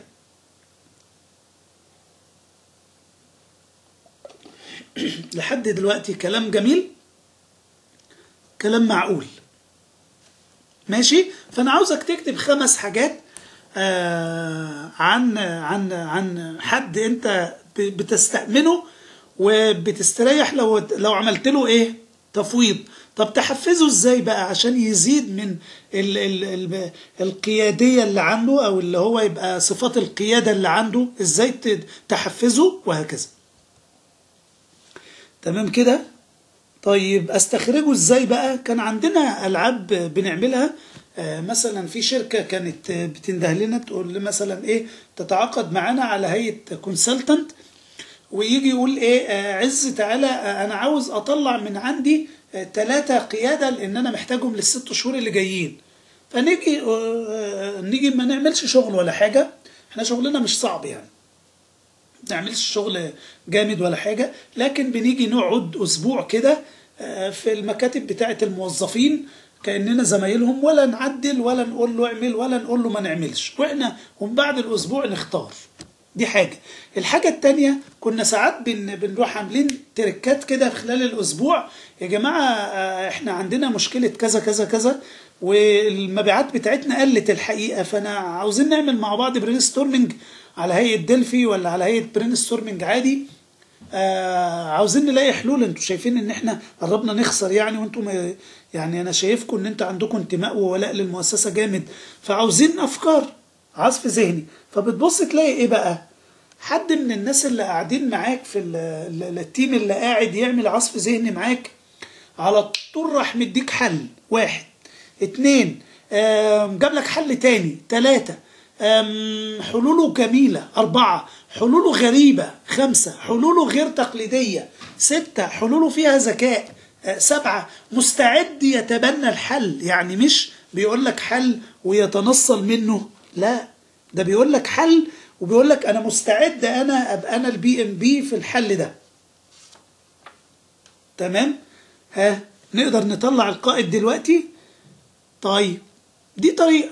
كان في طريقة تانية بقول لك كده بس عشان الخبرة، تستفيد انت خبرة وتحاول تعمل الكلام ده عندك في المؤسسة بتاعتك. تمام؟ مين اللي بدأ بالملاحظات، مين اللي مشاركته كتير، مين مشاركته قابلة للتحقيق، مين اللي مشاركته جديدة وغير تقليدية، وهكذا. في لعبة كنا بنعملها على هيئة نلعب كورة. ايه ده، مديرين هيلعبوا كورة؟ ايه ده، مديرين ينزلوا مع الموظفين يلعبوا كورة؟ ايه ده، هو مفيش هيبة ولا ايه؟ مفيش هيبة؟ لا، المدير لازم فعلا ينزل يعيش الفريق، وينزل يشرب معاه شاي، وينزل يلعب معاه كورة، ونعمل ميعاد في النادي، ونعمل عيد ميلاد كلنا نروحه، ونعمل فرح كلنا نروحه، ويحصل لنا ظرف طارئ كلنا نروحه، وهكذا. ويلاقوا المدير أول واحد فيهم، أول واحد. احنا كنا بنعمل لعبة جميلة جدا، مش عارف قلتها قبل كده في محاضرات ولا لأ. كنا بنجيب الناس نجيبهم، نروح مطلعينهم ألعاب، يعني أن نعمل ألعاب. نطلع جبل، ومين التيم ليدر في الفقرة دي؟ واحد يرفع ايده، خلاص ماشي، واحد يرفع ايده تيم ليدر. فنقول له وانت طالع الفريق هتبقى ورا الفريق. ليه اشمعنى انا ابقى ورا الفريق؟ انا لازم ابقى قدامهم عشان يقتدوا بيا. اقول له لا، الناس وهي طالعه الجبل، الفريق بتاعك وهو طالع الجبل بيبقى طالع بصعوبة. بمعنى طلوع الجبل صعب ولا سهل؟ صعب. طيب، فانت كقائد لازم تمشي على مشي اضعف واحد. جميل. طيب، وصلنا للاخر الحمد لله بسلام، هنبدأ ننزل. برضو جميل، يعني بدأت تتحقق اهوت. بس وانت نازل يا ريس انزل قدامهم. الله، مش انت قلت لي امشي وراهم؟ اقول لك لا، وانت نازل من الجبل الناس بتبقى بتاعتك، التيم بتاعك بيبقى ايه؟ تعب. صح ولا غلط؟ التيم بيبقى تعب، فهو نازل ممكن يطوع نفسه ويسيب رجليه ويقع يتعور ويموت منك. فالنزول سهل ولا صعب؟ سهل جدا، والناس تعبت. فهو نازل ممكن فعلا اعصابه تسيب، فالسرعة بتاعته تقوى عليه، فيروح متدحرج واقع متعور، يعمل إصابة عمل، ويبقى انت ضريته. يبقى انت قائد بتعمل دمج، بتعمل خساير، بتعمل عندنا مشاكل. كويس كده؟ كويس. فوانت نازل علشان الخطورة تبقى انت قدامهم. ايه ده، انت بقى كل شوية تحطين انا في الخطورة؟ خلاص يا عم، انا مش هبقى قائد معاك. تمام يا جماعة؟ فكنا من ساعتها بنكتشف القائد. في لعبة الكورة، ما كنا نيجي نلعب كورة برضو مع الموظفين، ونقول ايه يا شباب، احنا هنعمل فريقين. ماشي، يلا نعمل فريقين. عاوز انا ببقى الحكم، انا ما بلعبش، فعاوز يجي على اليمين هنا فريق وعلى الشمال هنا فريق، خلاص زي ما انت عايز. فتلاقي واحد راح جاي على اليمين كده ويقول ها مين جاي يلعب معايا، مين في فريقي؟ وفي واحد تاني عمال يجري كده وكده وكده وكده، يقول ها انا هلعب مع مين بقى، مين هياخدني معاه؟ ايه رأيك؟ عاوزك انت اللي تكتشف القائد، وانت بقى اللي تعمل ورشة العمل، وعاوزك تطبق حاجات كتير عندك في المؤسسة. ماشي يا شباب؟ تمام. اول ما تطلع بقى قيادة، اول ما تطلع حد فعلا عندك عاوز تستنتج ان هو القائد، لازم تعمل له جدول تحفيز وبرنامج تحفيزي جميل جدا. طب ايه هو التحفيز؟ انا لما اعمل تحفيز لشخص معناها بزود له بعض الحاجات. التحفيز هو زيادة على طول، مفيش قليل. يعني التحفيز ما بينقصش، التحفيز يزود على طول. هو زيادة معينة في جانب معين لزيادة وتطوير وتغيير معين. يبقى زيادة معينة في جانب معين علشان نعمل تطوير وتغيير معين عند الشخص اللي احنا عاوزين نحفزه. وبالتحفيز يحدث الرضا. طيب يبقى عاوزين نشتري الرضا الوظيفي من الموظفين، نعمل ايه؟ نعمل تحفيز. طيب عاوزين نشتري الولاء، نشتري يعني ندفع فيه فلوس، الولاء الوظيفي من الموظفين، نعمل ايه؟ نزود الرضا. الله، احنا الرضا زودناه بالتحفيز، يبقى وهكذا. طب عاوزين نشتري الطموح المهني من الموظفين، يبقى الموظفين بتقدم معانا، الموظفين الخبرة معانا، الموظفين عاوزة تستمر معانا وهكذا. يبقى عاوزين نعمل الكلام ده عاوزين نشتري منهم الطموح المهني، يبقى نزود الولاء الوظيفي. يبقى عرفنا ان هم بيبنوا على بعض ولا لا؟ اول مصطلح كان ايه؟ حد فاكر؟ اول مصطلح كان الانتماء. تاني مصطلح كان الرضا. تالت مصطلح كان الولاء. رابع مصطلح كان يا شباب الطموح المهني. طيب ايه بقى من امثلة التحفيز؟ حسن المعاملة، رحلة، زيادات مادية، فرصة الثقة في الإدارة والكفاءة، التدريب مستمر، الإشادة الدائمة بالعمل. كنت في بعض التدريبات أقول لك إيه وأنت مدير؟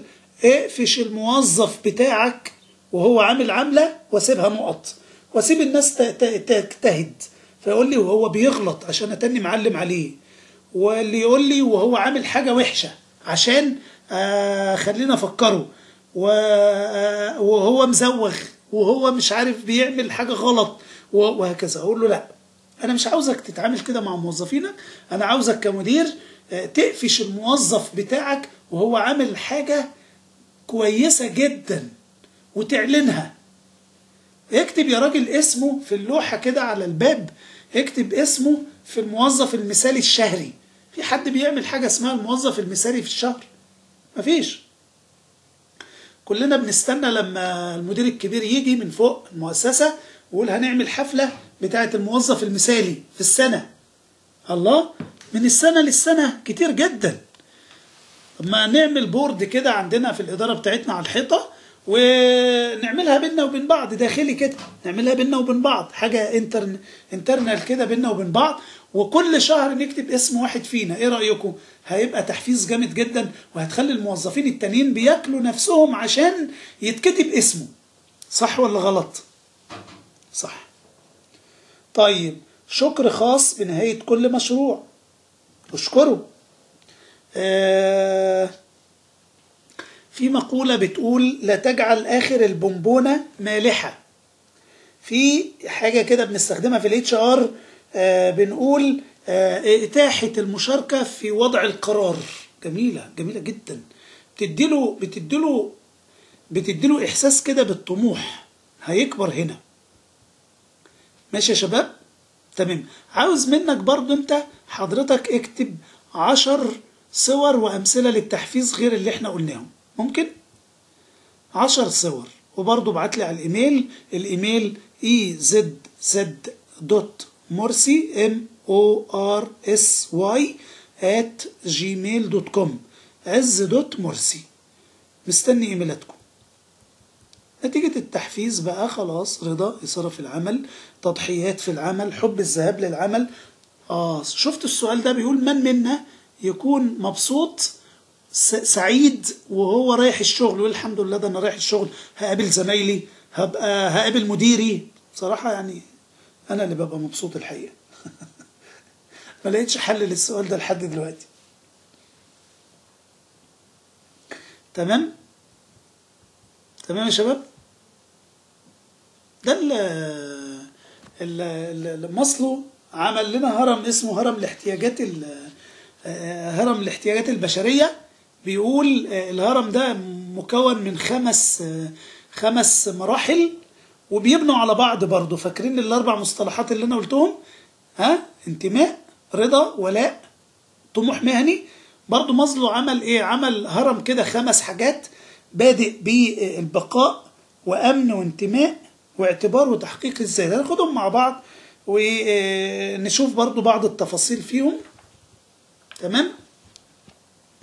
البقاء، الامن، انتماء، اعتبار، تحقيق الذات. تعال شوفهم في الهرم ده. وفي سلم اهو، وناس طالعه بصعوبه وناس طالعه بسهوله، وناس بتبص للي طلع، وناس بتقول عليه متسلق، وناس بتقول عليه ده بيماين مع المدير، وناس بتقول عليه منافق، ده عاوز يوصل، ده عاوز يترقى، ده عاوز. انا ماليش دعوه، انا عاوز يبقى عندي طموح مهني وخلاص. تمام يا شباب؟ تمام.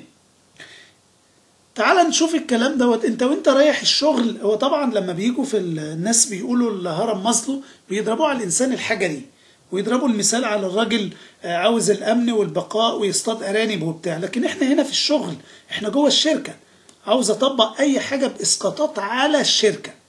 اوكي. بنقول ايه؟ بنقول انت رايح تعمل انترفيو، بتبقى عمال تقول ايه؟ يا رب ارزقني بالشغلانه بقى، يا رب نجحني في الانترفيو، يا رب انت شايف الظروف، وغلبان كده، صح؟ فانت بتبقى بتقول يا رب بس الواحد لو يحط رجله بس كده، يبقى حاجه اسمها ايه؟ البقاء في الشركه. ويجي مديرك كل شويه يذل فيك، يقول لك عز، بقول لك ايه، انت اسمك مكتوب بالرصاص، خلي بالك انا ممكن امسحهولك، استر مقامك، اوعى تغيب، اوعى تغلط، اوعى هكذا. لستة اوعى. تمام. لحد دلوقتي انا ما عنديش مشكله. فالبقاء، فانا عاوز بس يا دوب احط رجلي في الشركه. يجي بعد كده اول ما تحط رجلك في الشركه وتشتغل، تبدا تبص للمستقبل بقى. طب يا جماعه احنا ما عندناش ميديكال انشورنس؟ طب احنا ما عندناش امن؟ طب احنا ما فيش حد متامن عليه؟ طب احنا ما فيش امن مأمننا في الشركه، ما حدش يدخل يموتنا، ما حدش يدخل يسرقنا، ما حدش يدخل، وهكذا. الامان، احنا متأمنين هنا في الشركه، ولنا ميديكال انشورنس وكل حاجه، ولنا تأمين اجتماعي، ولنا حاجات زي كده لاولادنا. جميل. طيب خلاص، خلصنا مرحله الايه؟ الامن بقى والامان وبتاع. يجي مرحله خلاص انت بقيت منتمي للشركه. انت مش بتحب الشركه ولا بتكرهها، لكن انا منتمي للشركه يا ريس. بمعنى انت ليك كارت، ليك اكسس كنترول، وانت داخل الشركه بتمضي حضور، وانت خارج بتمشي انصراف. لكن بعد كده لو انا جيت قعدت معاك على كافيه ولا حاجه نشرب شاي، وبعدين بقول لك ايه حسين، انت اخبارك ايه في الشغل؟ حسين ده واحد من 2 بقى، يقول لك بصراحة الناس خانقنا، ياه، وحط ايده على رقبته كده، خانقة. ده الواحد بيوصل للساعة 5 ويبقى عاوز يهج. ليه؟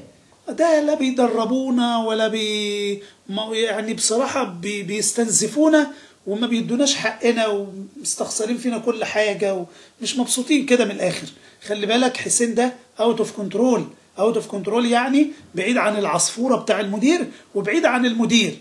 لانه لو قريب من المدير وقريب من العصفوره ما هيقول كلام حلو، يقول لك لا والله ده مدير بتاعنا عز الدين، ده زي الفل بصراحه، ما بنشوفش منه غير كل خير، ربنا روح يا شيخ، ربنا يعني كده يعمر بيتك.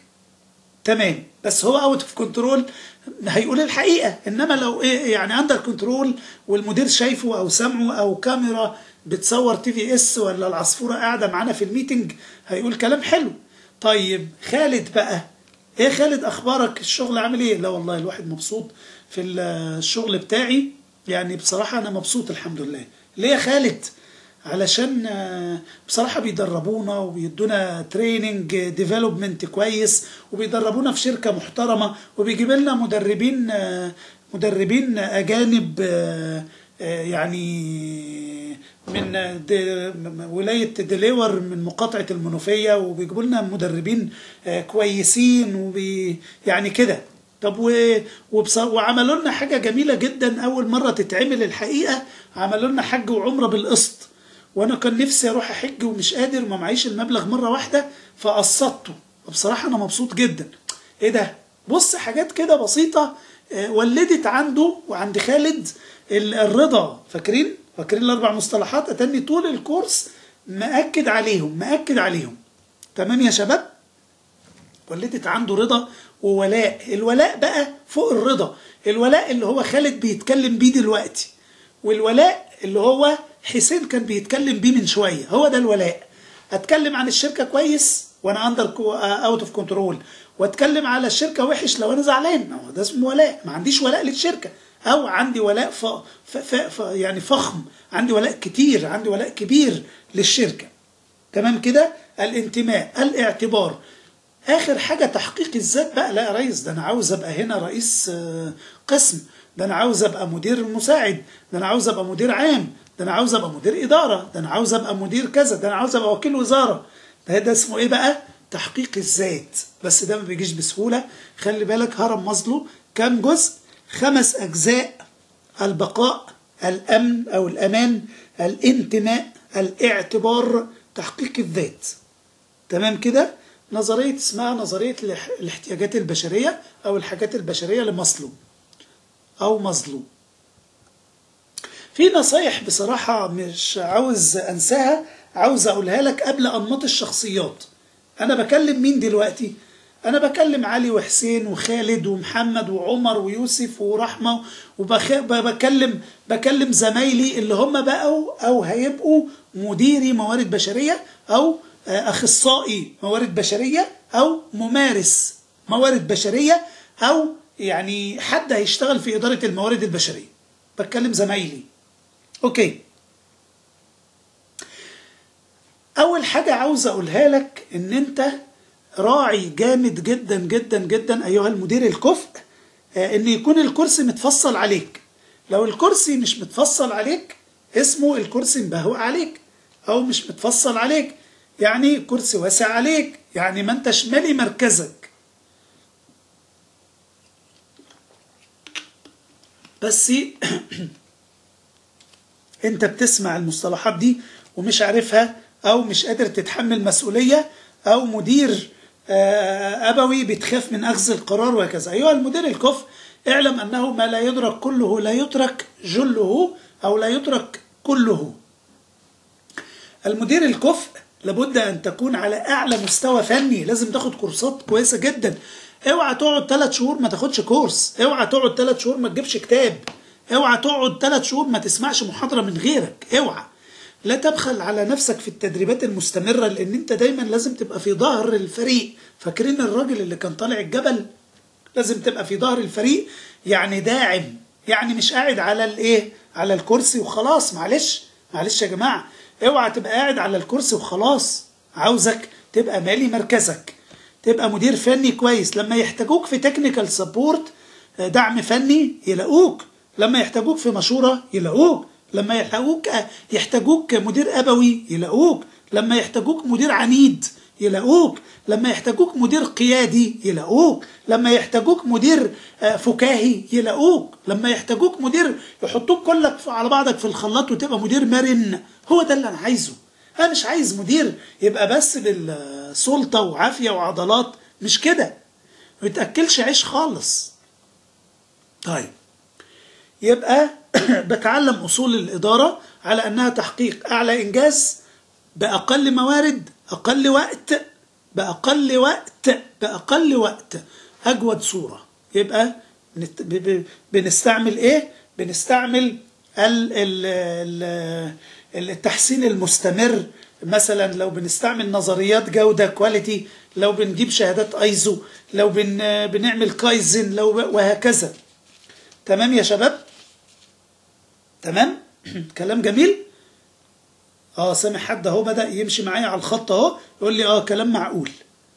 تمام كده؟ تمام. علم التخطيط وعلم التنظيم اللي هو بص وظائف الإدارة مفروض عليك تتعلمها كويس جدا جدا جدا. لازم تتعلم علم الرقابة، ولازم تتعلم حسن المظهر الحسن، وتكون أمام الموظفين تكون يعني ليك كيان كاريزما، واوعى يكون ليك لازمة ملاصقة ليك، بمعنى ان لو قعدنا معاك في ميتنج، قعدت انا مرة مع ناس مديرين في ميتنج، فبين الكلمة والكلمة يقول فهمني انت معايا، يعني بمعنى ايه؟ بمعنى احنا نتكلم دلوقتي معايا في موضوع الاتش ار معايا، اللي هو من اهم الموضوعات في الشغل معايا، وطبعا لا نغفل دور مدير الاتش ار معايا، وبتوع الاتش ار دول ناس وسيطه بين الموظف وبين الاونر معايا، واحنا الاتش ار اللي عندنا في الشركه زي الفل معانا. بعد كده لما يجوا يسالوا عليك يقول لك ايه؟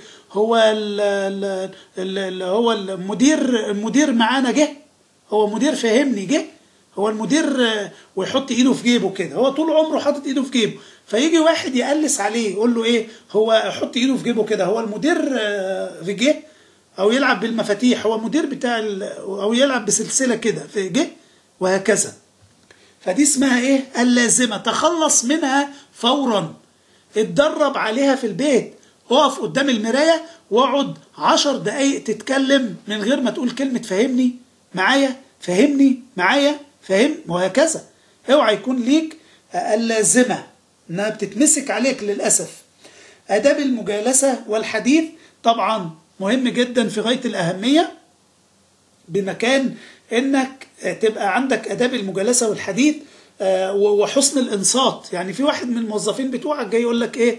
يا باشمهندس الحق، ده الحي جاي يهد البرج، وانت طبعا مدير مهم جدا فماسك ورقتين مشغول بيهم، فانت بتقول له ايوه انا معاك، كمل، وانت ماسك الورقتين بتبص فيهم. يا باشمهندس الحي جاي يهد البرج، ايوه يا ابني ماشي كمل، طيب انا معاك، انا مركز والله، قول بس قول. يقول لك انت مركز معايا ازاي؟ انت مش فاهم حاجه. بقول لك طبعا هيوطي صوته في الكلمتين اللي انا قلتهم دول، لان المدير ممكن ينسفه يعني. فقول له طيب طب ماشي، خليهم يشتغلوا، وطبعا لما يشتغلوا هيعملوا ايه؟ هيهدوا له البرج. فهو في الوقت دوت مش في الوقت ده هتبص تلاقي هو ايه؟ لا يعني لا هو هيركز معاه، ولا هو يديله اداب الانصات الفعال، ولا هو هيعمل اي حاجه. ماشي يا شباب؟ فبتبص تلاقي المدير لازم يبقى عنده اداب الحديث والانصات الفعال للموظف اللي هو جايب له ورقتين يبص فيهم، وجايب له خبر في غايه الاهميه وهو مش مركز معاه، ولما هياخد قرار ايه؟ صح ولا غلط؟ قول انت. هياخد قرار غلط، القرار هيتاخد غلط ولا صح؟ هيتاخد غلط، صح ولا لا؟ صح يا شباب؟ معايا؟ فهمني؟ خلاص؟ ايها المدير الكفء، حب الفريق بتاعك، يعني حب الفريق بتاعك، حب الفريق سهل، وتكوين الفريق سهل برضه، لكن استيعاب الفريق صعب، واختيار كوادر الفريق صعب. فتبني الفريق، ابن الفريق، بس خليك شاطر وعندك كفاءة ان انت تستوعبه، وعندك طاقة تستوعبه، وما يعملكش ضغط إداري. انت ممكن تعمل فريق والفريق ده يعمل لك ضغط إداري، يبقى انت عملت فريق وبيكلفك وبيشتت ذهنك، وهكذا. ماشي يا شباب؟ وهكذا. طيب، علشان ابقى مدير كفء وعلشان ابقى مدير فعال لازم افهم انماط الشخصيات. الناس، ان انا بعامل بشر مش بعامل مكن حديد. المكنه الحديد بتسمع الكلام، المكنه الحديد تعمل باور اون تشتغل، ما تقدرش تقول لك لا مش شغاله، مش هتنطق، صح؟ انما البشر مش هينفع تشغله بالعافيه. امال تعمل ايه؟ لازم تقدر تفهم نمطه. واحد جاي يقول لك ايه؟ سلام عليكم، بيشوح، او صباح الخير وهو جاي الشغل ومكشر، فانت تقول له الله ينور عليك، ده حاجه جميله جدا وانا مبسوط منك قوي. لا طبعا، لا طبعا. انت شفت الموظف بتاعك مكشر، لازم يبقى على انفراد تقول له ايه في ايه الاخبار، مالك، عندك ايه، ما عندكش ايه. لازم نفسيا تستوعبه علشان هو كمان يتفتح نفسه معاك، ويبقى لو عنده مشكلة يشتكي لك ويعتبرك ايه، مدير ابوي شغال، مدير عنيد ماشي، مدير كفء ماشي، مدير بتستوعب الظروف ماشي، وهكذا.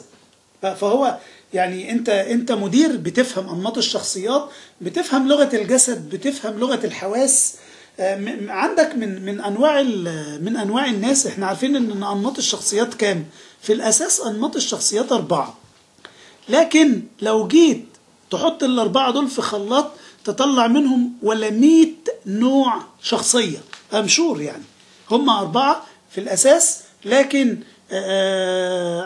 على المجال اللي انت بتقيس عليه، والمعيار اللي انت بتقيس عليه، والإدارة اللي انت بتقيس عليها، والدرجة اللي انت بتقيس بيها، تطلع انواع كتيرة جدا جدا جدا. طيب دي ورشة عمل هنعملها مع بعض، وهنستنى طبعا الإجابات على الإيميل اللي أنا مليته من شوية. وهتبحث على جوجل على كلمة أنماط الشخصيات، أنماط الشخصيات وأنماط الشخصيات الإدارية، يعني أنماط الشخصيات عموما، طلع منها ملفات واقراها. يعني أنا بأهلك، أنا بكلم مين دلوقتي؟ أنا مش بكلم محمد، بكلم خالد، بكلم علي، أنا بكلم مدير موارد بشرية، بكلم مدير إن جنرال، بكلم ممارس موارد بشرية، بكلم أخصائي موارد بشرية. فلازم يبقى فاهم أنماط الشخصيات. طيب الناس اللي معاك في الإدارة بيبصوا ليك بنظرة معينة. إيه هي النظرة المعينة؟ النظرة المعينة بيبصوا ليك كشخص يجب التعامل معاه بحذر، بيبصوا ليك بشخص مغرور، أناني، مسيطر، بشخص عنيد. بيبصوا ليك بيعجبك حاجات معينة وما يعجبكش حاجات معينة. بيتمنوا انه يبقوا زيك، ما بيثقوش فيك، بيثقوا فيك، بيترددوا انه يحكوا لك مشكلة. ما لما بيحكوا لك مشكلة بتروح تفضحهم، ما بيحكوا لك مشكلة بتروح تكلم الناس عليها. هو تاني مرة مش هيجي يشتكي لك، تاني مرة مش هيعتبرك اخوك كبير، تاني مرة مش هيحسسك بالمشكلة.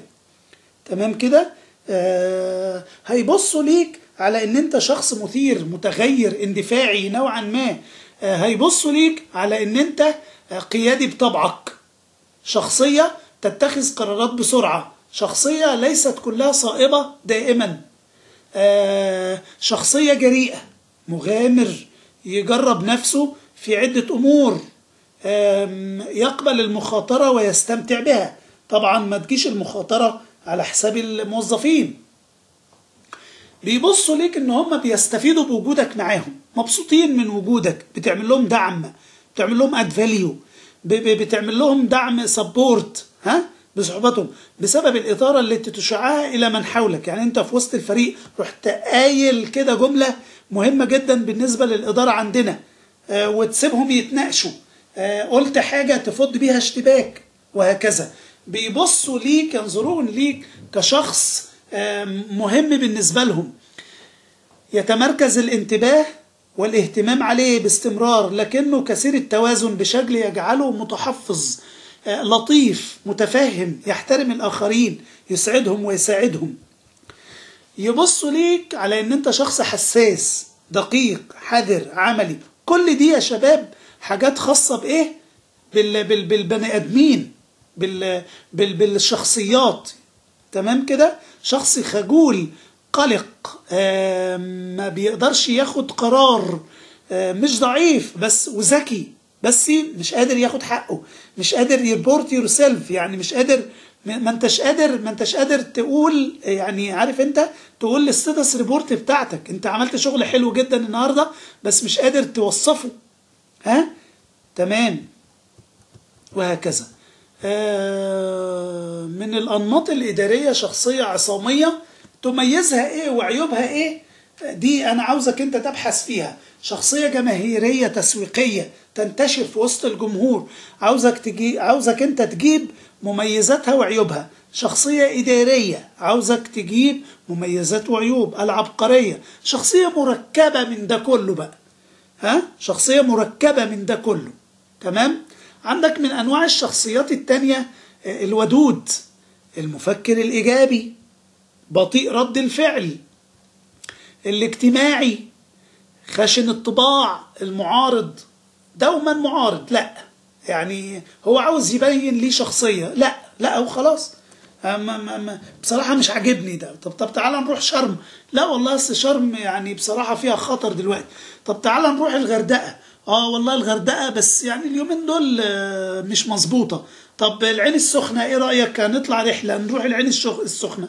والله العين السخنة أنا بحبها جدا، بيني وبينك السنة اللي فاتت رحتها، بس بص العين السخنة كده بتلاقي فيه حجار كده بتعور الناس وغالية. طب تعالى نروح بورت كذا، طب تعالى نروح. هو معارض، والمعارض ده فيه عنده كارثة يعني خطيرة جدا، وزي متصيد الأخطاء، يسكت ما يشتغلش، ما يشتغلش، واول ما انت تشتغل يطلع لك تعليقات. الله، طب ما انت معايا من زمان واحنا عمالين نخطط، عاوزين نعمل، عاوزين نبني، عاوزين نشتغل، عاوزين وزي الفل. اول ما انت تبدأ تشتغل يبدأ ينط لك في الشغلانة ويكسر مقاديفك ويطلع لك ايه. فاكرين اول صورة كان اصحابك هم اللي ماسكين لك عصاية هيضربوا بيها اول ما تقرب من الهدف.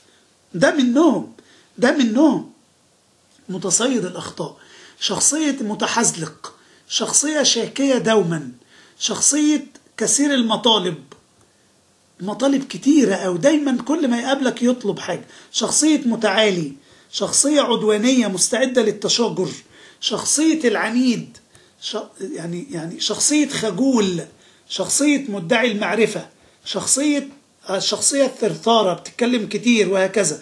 بص يا جماعة، أنواع الشخصيات لو انت جيت تدور هتلاقي انواع، يعني ايه، اعداد مهولة من انماط الشخصيات. عاوزك كمدير تفهم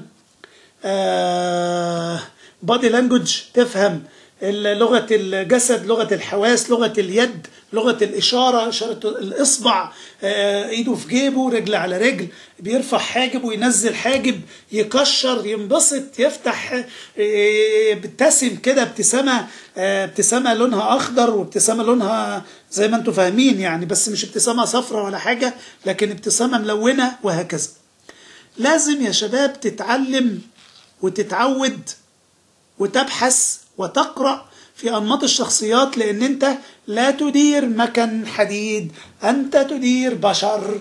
how to lead people، how to lead البشر، how to lead البني آدمين، how to lead human resource. what's human resource؟ this is a human resource. هي دي الhuman resource، هي دي HR. HR هو الكلام ده اللي احنا بنقوله. لازم أعامل البني آدمين كأن هم بني آدمين وليهم حقوق عليا. احنا خلصنا المحاضرة الحمد لله. أنا تعبت جدا، لكن اتكلمنا مع بعض عن ماهية الإدارة والقيادة، وشفنا الفرق بينهم، وقلنا يعني ايه مدير ويعني ايه قائد.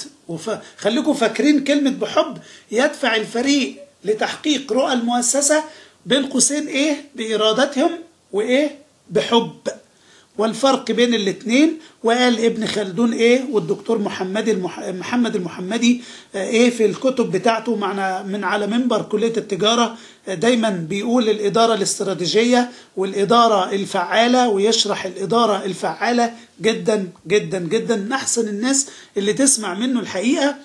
قال تايلور ايه، وقال مايو ايه، وقال وارن بينس ايه. وزي ما انتم فاكرين طبعا جبنا واحد امريكاني من ولاية ديليور من مقاطعة المنوفية اسمه عز الدين مرسي، وحطيناه في الليستة بتاعة تايلور ومايو علشان هو امريكاني زيهم. وقلنا مع بعض في التسجيل توصيات لك انت ايها المدير الكفء، لك انت. وانماط الشخصيات اتكلمنا مع بعض فيها. يا رب يكون المحاضرة فيها اد فاليو للناس، واضافت جديد، ويكون حققنا فيها الKSA K knowledge، S skills، والايه اللي هي الاتيتيود اللي هو الاتجاه والتصرف السلوك وهكذا، الانطباع الإيجابي والسلبي. وأسأل الله لي ولكم التوفيق، فالموفق من وفقه الله تعالى. آخر حاجة، ابذل مجهود كبير، ربنا خلقك وبيحبك وعاوزك تنجح أساسا، وربنا يعني ما خلقكش عشان تفشل ولا حاجة، واعرف إن الكون مستني منك حاجات، بس لازم تبذل مجهود وتختصر الوقت، تبقى مدير في وقت قليل. وإن شاء الله نتابع مع بعض في الحلقة الثانية إن شاء الله. وأنا كنت سعيد جدا جدا معاكم النهاردة، والسلام عليكم ورحمة الله وبركاته.